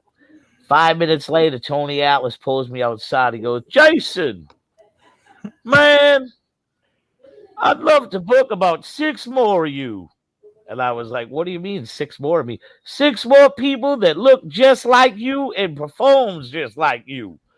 I go, but that's impossible. I can't clone myself. Okay, so where you come from, you think you can get me 6 people that are close like you? I go, Tony, I can get 6 people that some of them could be better than me. You now are my assistant, because he couldn't say assistant booker for EWA. Use Tony Atlas, assistant booker. My second match. Right here. God's truth. I stepped into the sport so freaking lucky. I was the guy that if you watch Life of a Pro Wrestler on MTV, when Tony Atlas is on the phone canceling the show, I'm the guy on the other fucking line sitting in Fuddruckers in Saugus, Massachusetts. And I'm like, I was having a conversation with them saying, I'm not coming up because the shows are going to be canceled. And James St. Jean is putting locks on the doors and ain't even going to let the MTV crew film. And that was the last week of basically them getting EWA footage. Needless to say, does the show go on? Yeah, I sent 4 Kowalski guys that were basically never really wrestled in their life, but were looking for bookings, and they were so adamant on going. They didn't care if the show was going to get canceled. The show did happen, but the bell didn't stop till almost 9:30 at night by the time they were able to pull the strings to make the show be able to go on. That's crazy. So, yeah, I had a great time wrestling with Bert. And then later on, obviously, after wrestling for Bert put me in some great matches for him while he was running up in Worcester. So, you know, I think that, like, I put my career as this. I know that I was height deficiencyed. I had good size. I had good mic skills. I believe that I could have been a big star for little fish, but like if I was in the 80s, I would have been Barry Horowitz, or I would have been our great friend Mr. Mario Mancini. Which, can I tell you something? I know Mario. That's more of a compliment. I understand. I'm one of the guys that understands what enhancement talent means. If you don't have a guy that doesn't make all your moves look crisp, take the right bumps, take the right, just sell in and whatnot, you're not going to help make the character that they want on television. Exactly. So those guys during the 80s and early 90s and the 70s that went out there and made all these stars look fucking awesome, I would have had no. When I went to Florida, I had no idea that people like B. Brian Blair and Barry Horowitz were champions of the independent promotions down there. So realistically, even though you was a jobber or enhancement talent, when you went to visit them on the indie scene, they were the top stars of those promotions.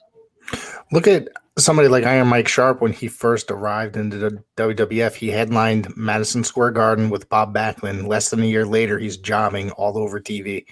Yep. Yes, he was. And he was, he was a main event many times in Toronto's Maple Leaf Gardens, the famous Maple Leaf Gardens. A big star before he went to WWF. Yeah. And they just listen. I believe they made him the Brooklyn Brawler before the Brooklyn Brawler. I think having that gimmick on his arm, no matter win, lose, or draw, it made that the gimmick on his arm made the character. So I think the adage of wrestling in the old days was written with pencil was a perfectly written script, because I don't think many people really remembered any of that stuff. No, not at all. Right. So, Jay, I want to ask you, and I witnessed this firsthand, so I got to ask you. It was 2002 Summer Sizzler Tour, East Hartford, Connecticut.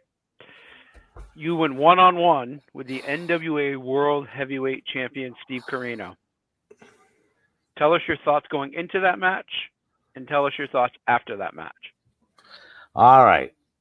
So, Steve Corino on a CWA show made me realize that I could become a professional wrestler, because he looked like a version of the Lightning Kid, which was the 1, 2, 3 kid well before getting in, but even skinnier and more scrubbier looking, with his wet, slimy hair, and he was as thin as a pinky. And I looked, and I'm like, I could do this. So about a year and a half later, that's when I influenced myself that finally I was going to try to become a professional wrestler, and to know that I was not only wrestling the NWA World Champion, I wanted to show him that I could go with him. So I think this was the first real guy that I felt that was like a legit pro. Like, dude, this guy was ECW. This guy was WWE to a certain extent. This is Steve frickin' Corino. Huge international star. Like, this was the first filet mignon that I got in a wrestling ring, so to speak. Not a knock against any other opponent I've ever had. If people feel I'm not. I'm just saying this guy fed his family. This guy housed his family off of pro wrestling and was a legit superstar. He could have been the drizzling dog shits for all I know. But I wanted to get in the ring with him and prove to him that this dude, Jason Rumble, trained by Walter Killer Kowalski, he's no fuck. I'm no pushover. I know my shit, and I wanted him to respect me in that way, shape, or form. And the best part is when he got there that day, he suggested the dusty finish. He suggested the whole Flair thing with the title drop, me getting it, and then me, going on at work by the hour, the whole promo. And when he called the kids squirrel, and the reason why he knew, because on the college campus, the word around town is you're called squirrel because you always got nut in your mouth. That was like him and I going back and forth on that mic was one of the greatest times in the world.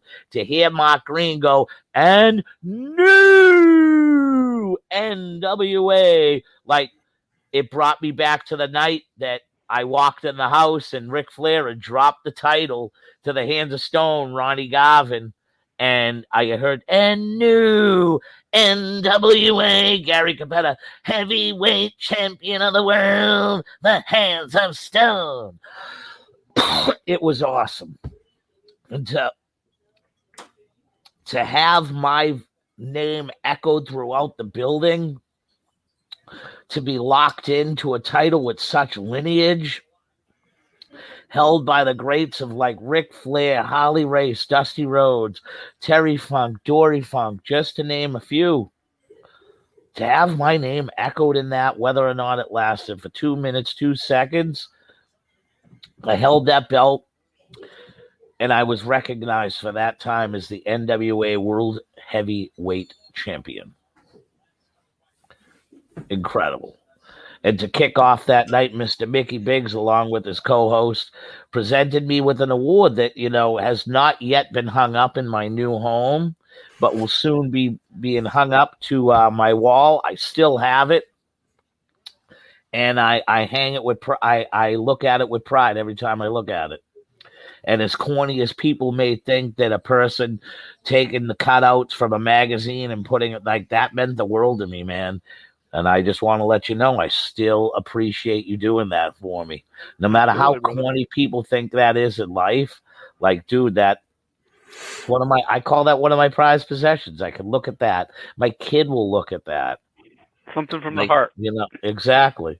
So, like, the best gift, like, it's just like a parent said, the best gift they could get is when a kid makes that card from their heart with the crayon and the fucking whole, like, that's like that,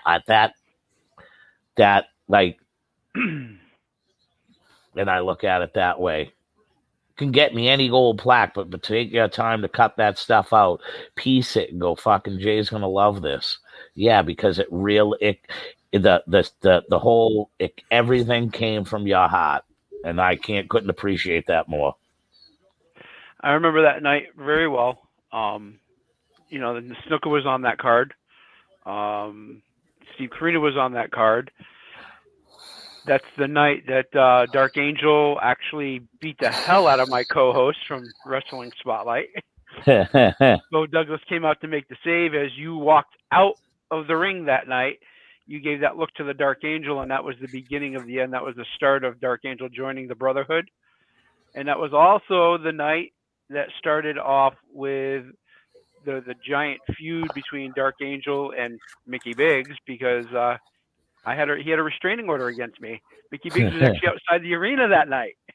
And that's the same night that Dark Angel beat Beau Douglas for the NWA New England Television Championship, but had to drop it right back to him because it wasn't TV, so it didn't count. We got a question here from Andy. Did you guys see the Joey Janela flaming foot incident, and what are your thoughts? I know it's a little off topic, but no, I'd love to hear your thoughts on this if you saw this. I didn't. I'll be honest with you. I missed the 2 GCW shows this weekend. I'm so pissed at myself because anybody who's out there that knows I'm a huge GCW fan. Anybody that listens to me, oh, bro, lately the shows haven't, to me, been as violent as they used to be when Alex, like, they were doing way more death matches a year or two ago, and like it's not as death matchy as it used to be, and that's what, me as a fan, that's what made me enjoy it, because, like, I still enjoy watching WWE. And the reason why I enjoy watching WWE is I have a 12-year-old daughter and a 6-year-old son, and I love watching the enjoyment that my kids get from it. It's such a joy. I watch AEW just for the simple fact on how I used to watch WCW back in the day. I watch it for the matches. I do not watch it for the storyline angles. I have a 6-year-old as well, and every Tuesday, 6:00, he knows it's NWA time. He is a huge. I think it's because I was watching it every Tuesday, 6:05 every week, and he just got used to it, and now that's something that he and I, do together, have in common, and he just sits there. It's Tuesday, Dad. It's NWA day. So, since we might as well ask, I'm going to be honest with you. I watched one NWA show since the comeback. Okay. And I believe it was their first pay-per-view, might have been Hard Times, I think they called it. I believe. Since the comeback of the since COVID, you're speaking. Or it was one that was a few months back, but it was done out of. Go ahead, sorry. But it was done out of the TV studio that they're normally in. Yeah. At the time, I didn't think the talent was that they had used. Like some of the newer talent, I didn't think was like up to that standard. And to see that there was basically more empty chairs than people, like for real, like ultimately noticeable, it was hard for me to watch. It was very hard. That pay-per-view you're referring to, I believe, is Hard Times 2. Yep. I do think that was a rough pay-per-view. That was their first show back. Yep. They had COVID guidelines in that building still. You know what I mean? So they were only allowed initially. That building was sold out initially, but then obviously the TV studio that they film in ended up getting involved and ended up forcing refunds on some people. So then they only ended up having something like 50 people as opposed to whatever the 300 that they fit in that TV studio. Yeah. So that kind of backfired on them because a lot of people looked at it like this shouldn't even be happening. The pay-per-view was rough because they brought in a lot of talent that hadn't worked there before, and it was just really hard to sit through. Bringing in somebody like Tyrus. Tyrus looked like he was blown up about 60 seconds into his match. Yeah, he should just go back to talking politics on Fox Sports, on Fox News. Since then, so what? It's been over a year, probably closer to. It's been closer. It's been over a year since they've come back. It has improved greatly, especially lately in their Saturday morning program that's on YouTube is really good and fast paced. I'll have to give it a check out. Because I'm on here, I'll have to give it a check out. A few years back, I reached out to Mr. William Corgan, whatever the hell his name is, and I had I had sold my interest to him on that. I wasn't looking to come to Wrestle, but I would love a chance to have a backstage spot, and he cordially never even looked at it. And then when they did that NWA World Junior Championship tournament, it's like some of these guys, man, I don't understand why some people don't look at history. I really believe the reason why they don't look at myself or Rocky Reynolds is because they hate anybody from the Howard Brody, Richard Arpin, Jim Miller days in the NWA. Billy seems to have this thing. Now, mind you, I'm a huge NWA fan. I watch their current product every week, but the same thing, I do have to agree with that. He seems to either, depending on what the storyline is and what's going on, he'll dive deep into the history, and sometimes he'll just completely ignore it. You know what I'm saying? It all depends on how he feels about that particular subject. And it's kind of annoying in certain times, Absolutely. You can't, like Jason said, you can't deny the history of that NWA Junior Championship, but they've done that. No. Yeah. They brought it back. You know what I mean? Are they going to go through the fact that a guy like me who's held it 3 times, I'm basically one of 2 that has held it multiple, like over 3 times. I believe the other guy would be Mario Savoldi's father. Angelo. Yep. Hey guys, I believe I broke his record. I believe I'm the only. I believe, I'm not sure, but I'm pretty sure that me and maybe one other person has held the NWA World Junior Heavyweight Championship 3 times. I think let's bring the history up right now. I think everybody else has held it maybe twice. I could be wrong. History up right now. So Kevin Fenelon, who was the first champion, held it 1, 2. He held it twice. Marshall Estep held it twice. Billy Golis twice.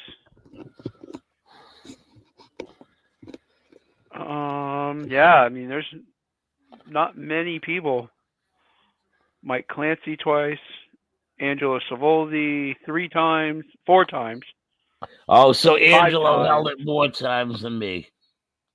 5 times. So Angelo held it 5 times. All right. You 3. Yeah, there's nobody that's held it more than 3 other than Angelo that I've seen. So yeah, you and Angelo have the record for the most title times held. I want to ask you a question, baby. You did bring something up. You brought up Howard Brody. What was it like working with Howard Brody? During that time period, he is a guy that was heavily involved in a very, very long time. Howard Brody was my biggest supporter. If it wasn't for Howard Brody, I would have never gotten my shot for the NWA. I had already been wrestling in Florida for Rusty Brooks's promotion in Fort Lauderdale. I've been like a mainstay there for like 2 years.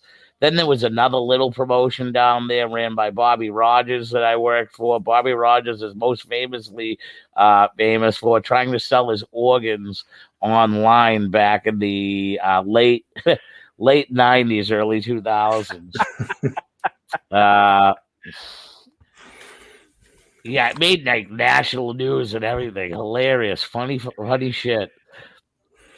So, and then I worked for Bill Brown's Florida Championship Wrestling. And I started working for Howard.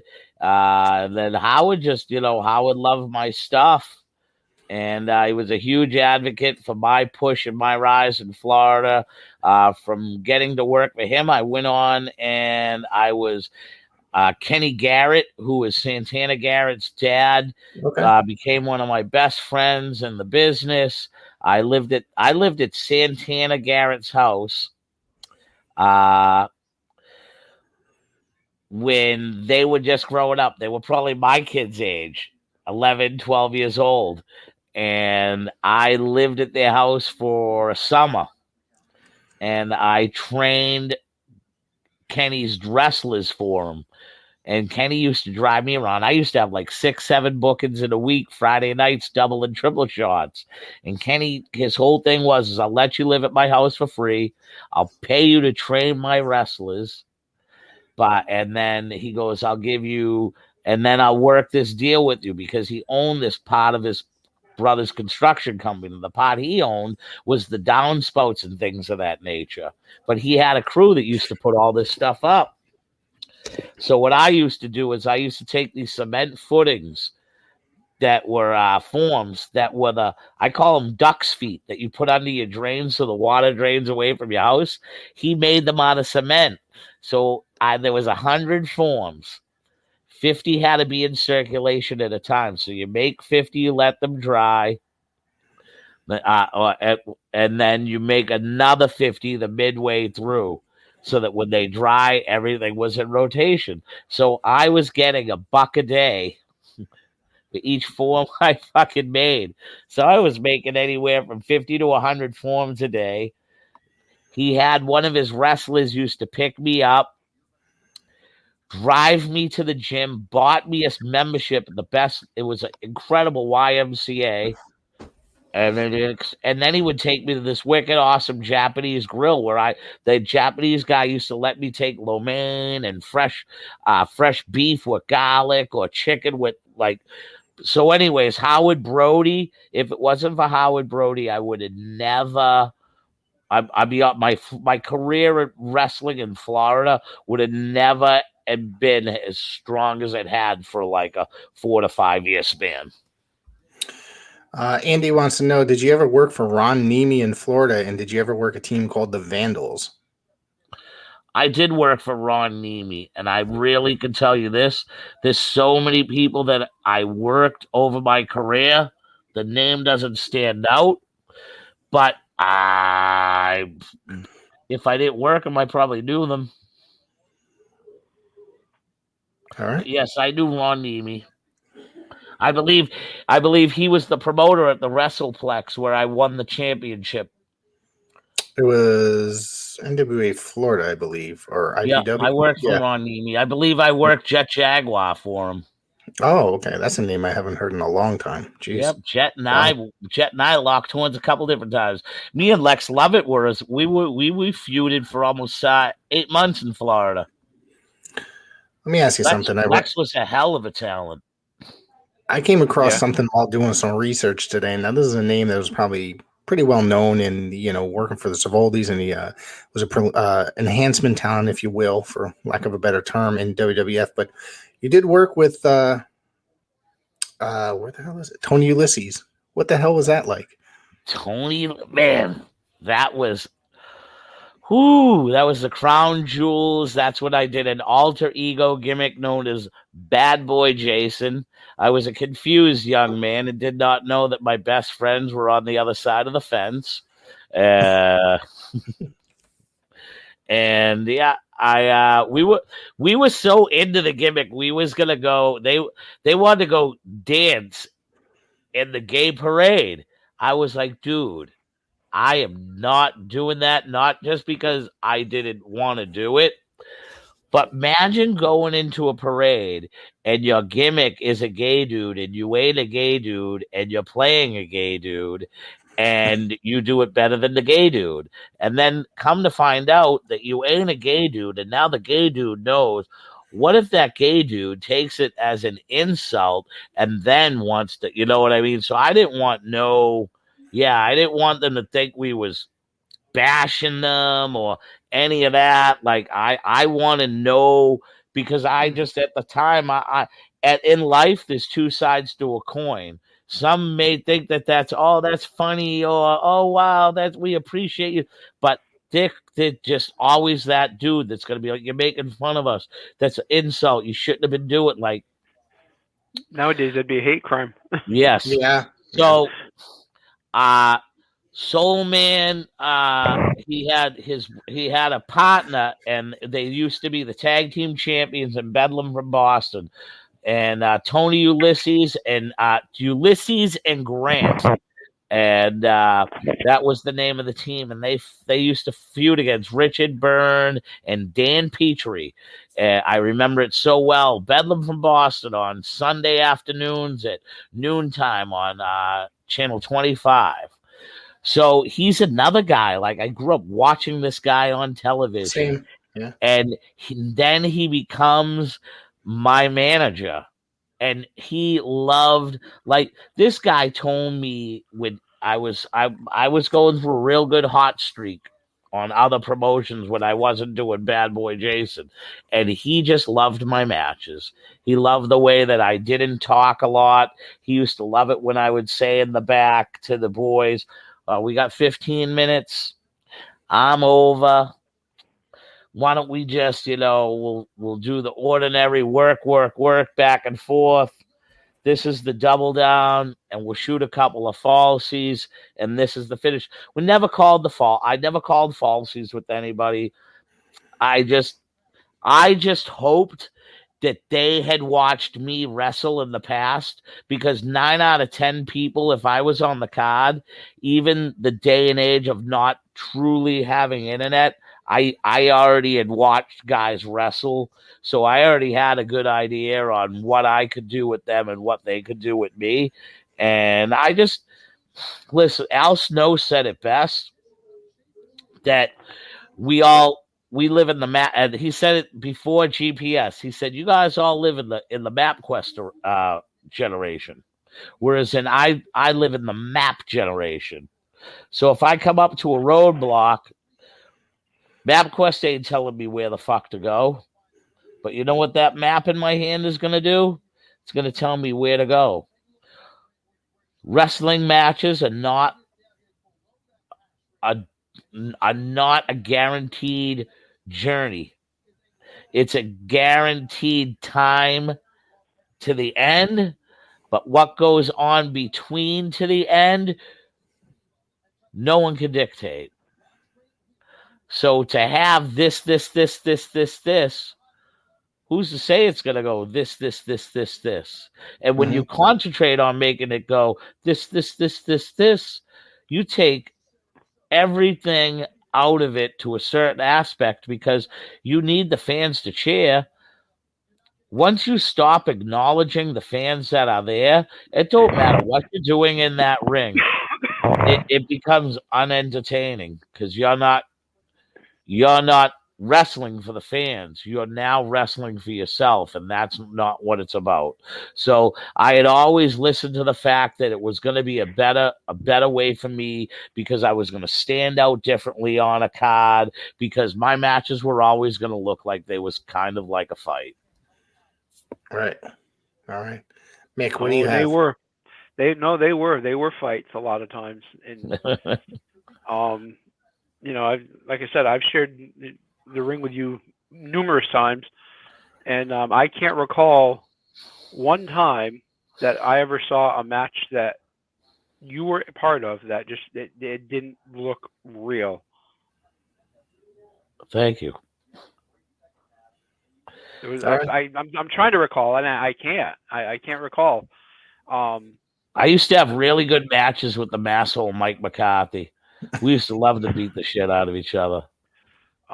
Yeah, I mean, even like some of the stuff when the Brotherhood attacked Beau Douglas, and I remember one of the TV tapings. You had Vinny Capelli, and I think it was like the Crossface or something. I can't remember. Yeah, and that's what I had to take him out. That was Malden, Massachusetts. And I mean, it looked so real, and even he was going in for real legit shoulder surgery, so we had to come up with a way where we could get him off TV. So, and I mean, and I remember it, and I remember that same show, because literally things had changed up at the last second, like literally, and they told me, and here I come out, you know, they tell me, you got to run down to the ring and splash Beau Douglas. I run down to the ring, and I have no shoes on, no nothing, because I was just in the middle of changing. So I have to squash Beau Douglas. Well, you got Vinny Capelli in the crossface, so it looks even more real that Beau is not getting up to attack you. Yep. So I mean, I cannot recall a match that I've ever seen with you that did not look like you were really tearing the house down with somebody. That's awesome. That's really cool. Let me see. Why don't you tell me about the formation of the Bell Time Club? All right. So the formation of the Bell Time Club is myself, a gentleman named Ken Kelly, who is a Everett promoter, Everett, Massachusetts, did a promotion that just basically ran 2 different venues, Saugus and Everett, Massachusetts, known as Ringside Entertainment. And along with Sammy Makua, who's a great friend of mine. They were looking to start a wrestling school. And they had this wish list, okay, of all these guys that they think are going to join this school. And they needed the one guy who, I had an established a name of credibility that they could use and value. And plus, I was willing to fabricate my high ring down to a low ring to put it into this building. So I sold them on this concept of, we all came up with, wouldn't it be awesome if just anybody could join this wrestling and we could make a whole separate pay-per-view room where we invite the fans to come and watch Monday Night Raw with us, or Friday or Tuesday, whatever. I don't even think it was on Friday nights yet, but SmackDown pay-per-views, and the fans can come in, and we'll have our TV tapings here, and it's for everybody. It's a club. And I was like, we all came up and we're like, wow, that's a great concept. So we go to this place. We get this place in Everett, Massachusetts, behind the what's now a 7-Eleven. It was originally a White Hen Pantry. It was so sketchy because you had to walk through an alley to get to it. It was up on the second floor above a cabinet maker's place. So, yeah, it was sketchy. So I don't think these guys had understood that, like, wrestling schools, like, you need to be patient. You're taking the money out of your pocket for a good year before you can legitimately pay the bills on time and right. Because, listen, you very rarely get the person that comes through your door with $1,750 to pay for a wrestling membership. So 90% of the times you're getting 100 from this kid, 50 from this kid, 25 from this kid. The 25 you might be getting every week. The 100 you might be getting once a month. So by the time it all comes into you, and it's like pulling teeth with these kids to get the money, you're only realistically, and with a new student, like, you always got a lump sum. You always got at least $250 plus first month. But in order to pay the bills, you got to hope you get 2 to 3 of those brand new guys that got $400 for you. So you're able to put that together, pay the electric, pay the internet bill, pay the rent, just buy cases of water, upkeep for the ring. Like, they basically backed out on me 3 months in. And now I started to accumulate students. So you want me, because you ain't got no money no more, you want me to break all these kids' hearts and tell them the school's closing after 3 months because we're not pulling in enough money. I said, I can't do that. So I held it. I not only held it, but the building got sold. I had to relocate the school. When I went to relocate the school, 2 times it was out in my backyard in Wakefield, Massachusetts. And I was lucky to have a half a dozen kids still stick with me to come to my house and work out. And to keep DC Dillinger along with Eddie Edwards coming to my house to train these kids, okay? I get a place in Woburn. The guy lets me borrow a Brazilian jiu-jitsu mat for my padding. Needless to say, he didn't tell me it was some guy's padding, and I cut it on him. So I got into a fucking fight with a paralyzed Brazilian jiu-jitsu teacher that was in a wheelchair. I can't fight a guy that got no legs. I'm sorry. So I ended up getting thrown out of that place. So we go back to my backyard, and at the same time, I'm driving back to my house, and right down the street, they're building 2 what they call condo garages, which are 25 feet ceilings. They're 50-foot buildings. Well, they were cutting them in half, so they were 25 by 25 squares. the one that I rented was going to be ready in 2 months. So the guys agreed to stay with me. They loved the fact that we was getting a building. And, yeah, that was the second coming of what's now is still the Belltime Club training facility in Wakefield, Massachusetts. I basically held on to that one for about 2 years. And after my father had passed away, I was doing a lot of my real father had passed away in late 2000. Like, my daughter's 12 years old, so if it's 2022, my father probably passed away in 2012, 2013. So I moved up here. I've been doing a lot of wrestling in Canada. I was spending 7 months out of the year wrestling in Eastern Canada. So it saved a lot of miles on my gas.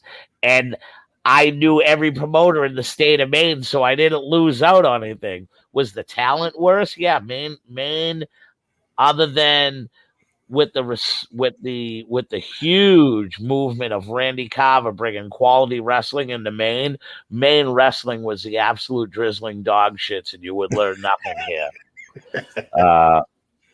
So it was bad. So with that being said, I didn't even sell the Belltime Club to Beau Douglas. I just said, here, I don't want to disappoint any of these kids. This is the rent. These are the bills. That's my ring. And I have a rental once a month with the one outside. You make sure this gets taken care of. You send me $250. You keep the remaining of the $500. So I would donate the money back to those guys. After a year or so, I just got sick of owning everything and still having to, like, I had to make sure I was getting my money.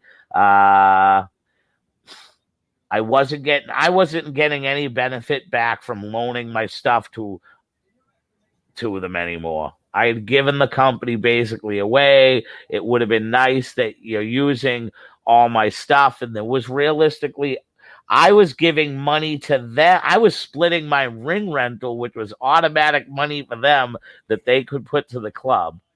So it was kind of a rough breakup.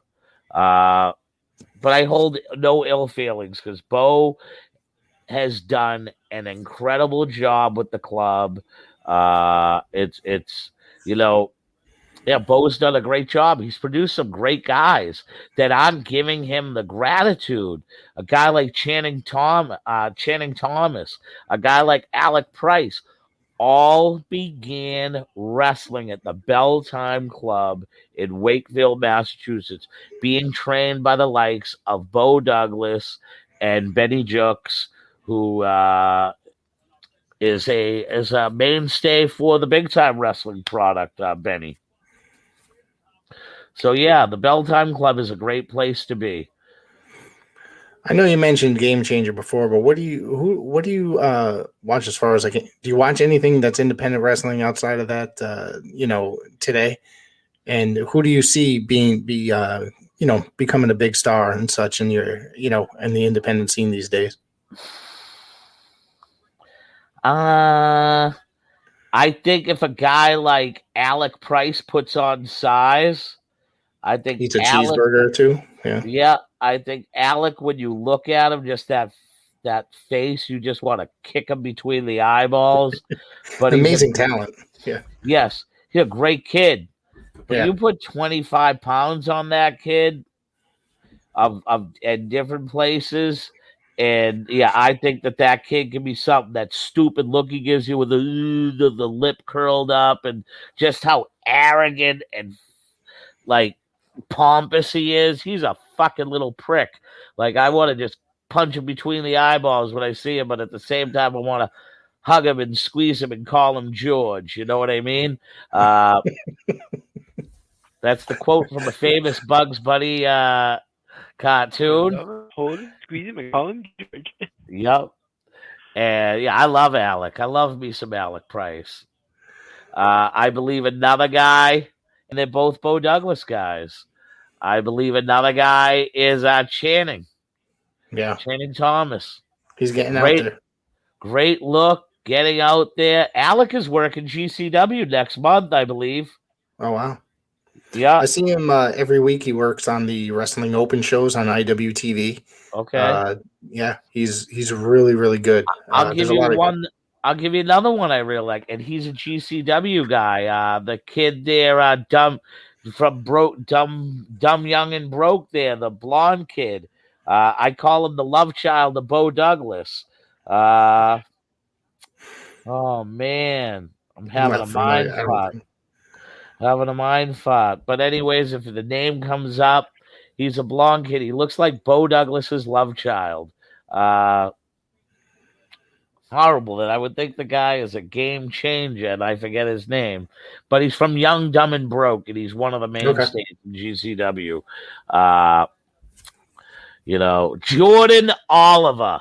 Oh, that guy. Yeah. Okay. I remember him in Jordan Oliver when he was in MLW. He does look like Beau Douglas.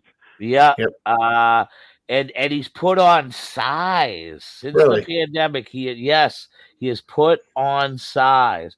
Another guy, I'm going to be honest with you, that I love, another GCW talent that I can see. I love Atticus Koga. Okay.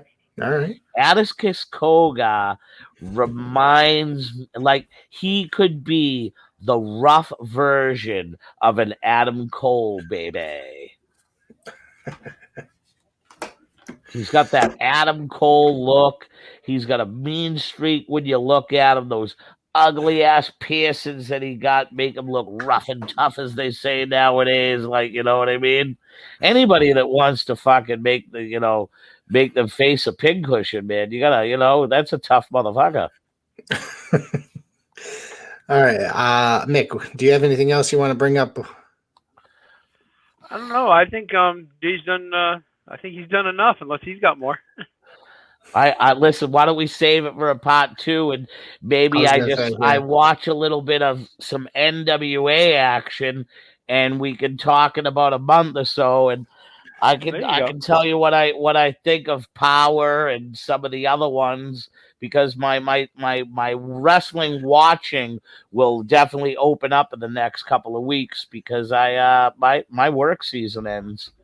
Kids are out of school, and I basically have the summer off. I am taking a small part-time job to spin some pizzas 3 nights a week, but there you go.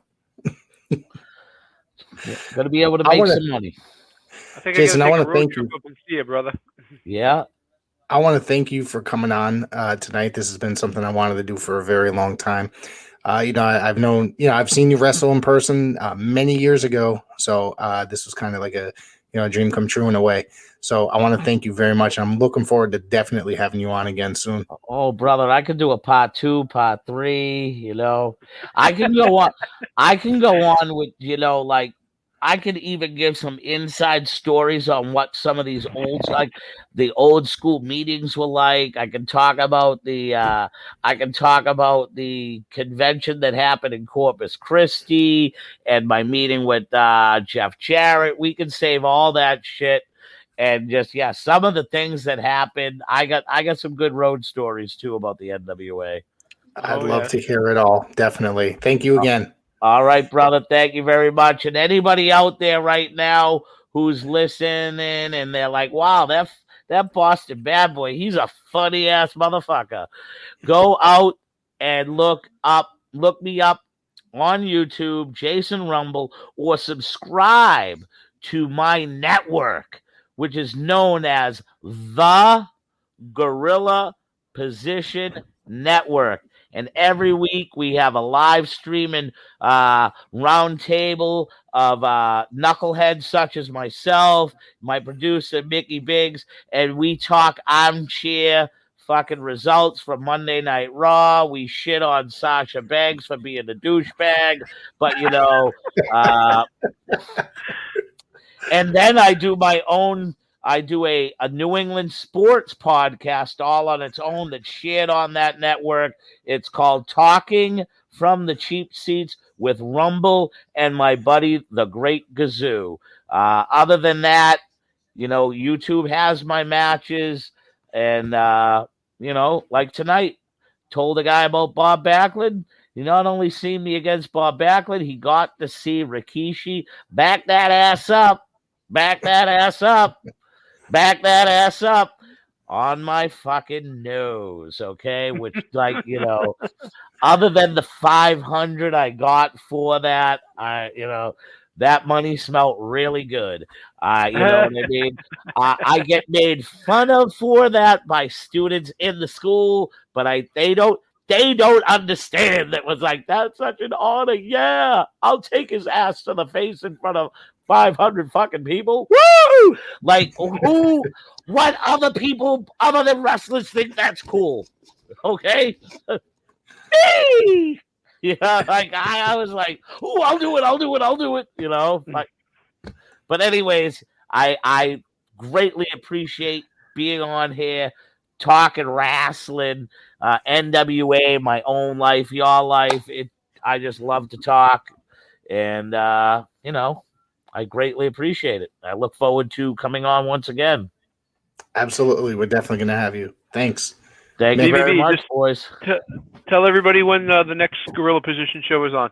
We will be on look for us either live on Fridays at 8 or Saturdays at 8 o'clock. And that's when you look for us. We're really not a live set thing. It's either Friday or Saturday night at 8 o'clock. And are we late like pro wrestlers usually are with bell times? Fuck yeah. Sometimes it's 8:30, but it's never no later. It wouldn't be true professional wrestling style if we wasn't late. And the occasional Thursday, we do a Thursday Throwdown. But, yep. It's good time. We do that on a holiday weekend usually. Even though this is a holiday weekend, I'm probably leaning towards, I believe, probably Saturday night. It's much better. Yeah, I agree. Saturday night usually is better just because you've got the whole week of news that you can review and talk about. Exactly. And right now, Friday night, my concentration is going to be into Game 6 of the Celtics, who have now just brought the series 3-2, bringing it home to TD Bank North Garden. My Celtics are one game away from being in the NBA Finals, and if they can win in the NBA Finals, Banner 18 comes to baby Boston Garden. Woo! I'm hoping for it. How long has it been? Never got that. Anything is possible. How long has it been, Jason? 2008. We got Banner 17. Wow. But the thing is, they started off their first 20 years with like every title. You go to the 80s and everybody talks about the 80s Celtics, and realistically, they got 3 of them. The Lakers realistically, even though they have 17 and the Celtics have 17, they got like 12 since 1980. It's amazing.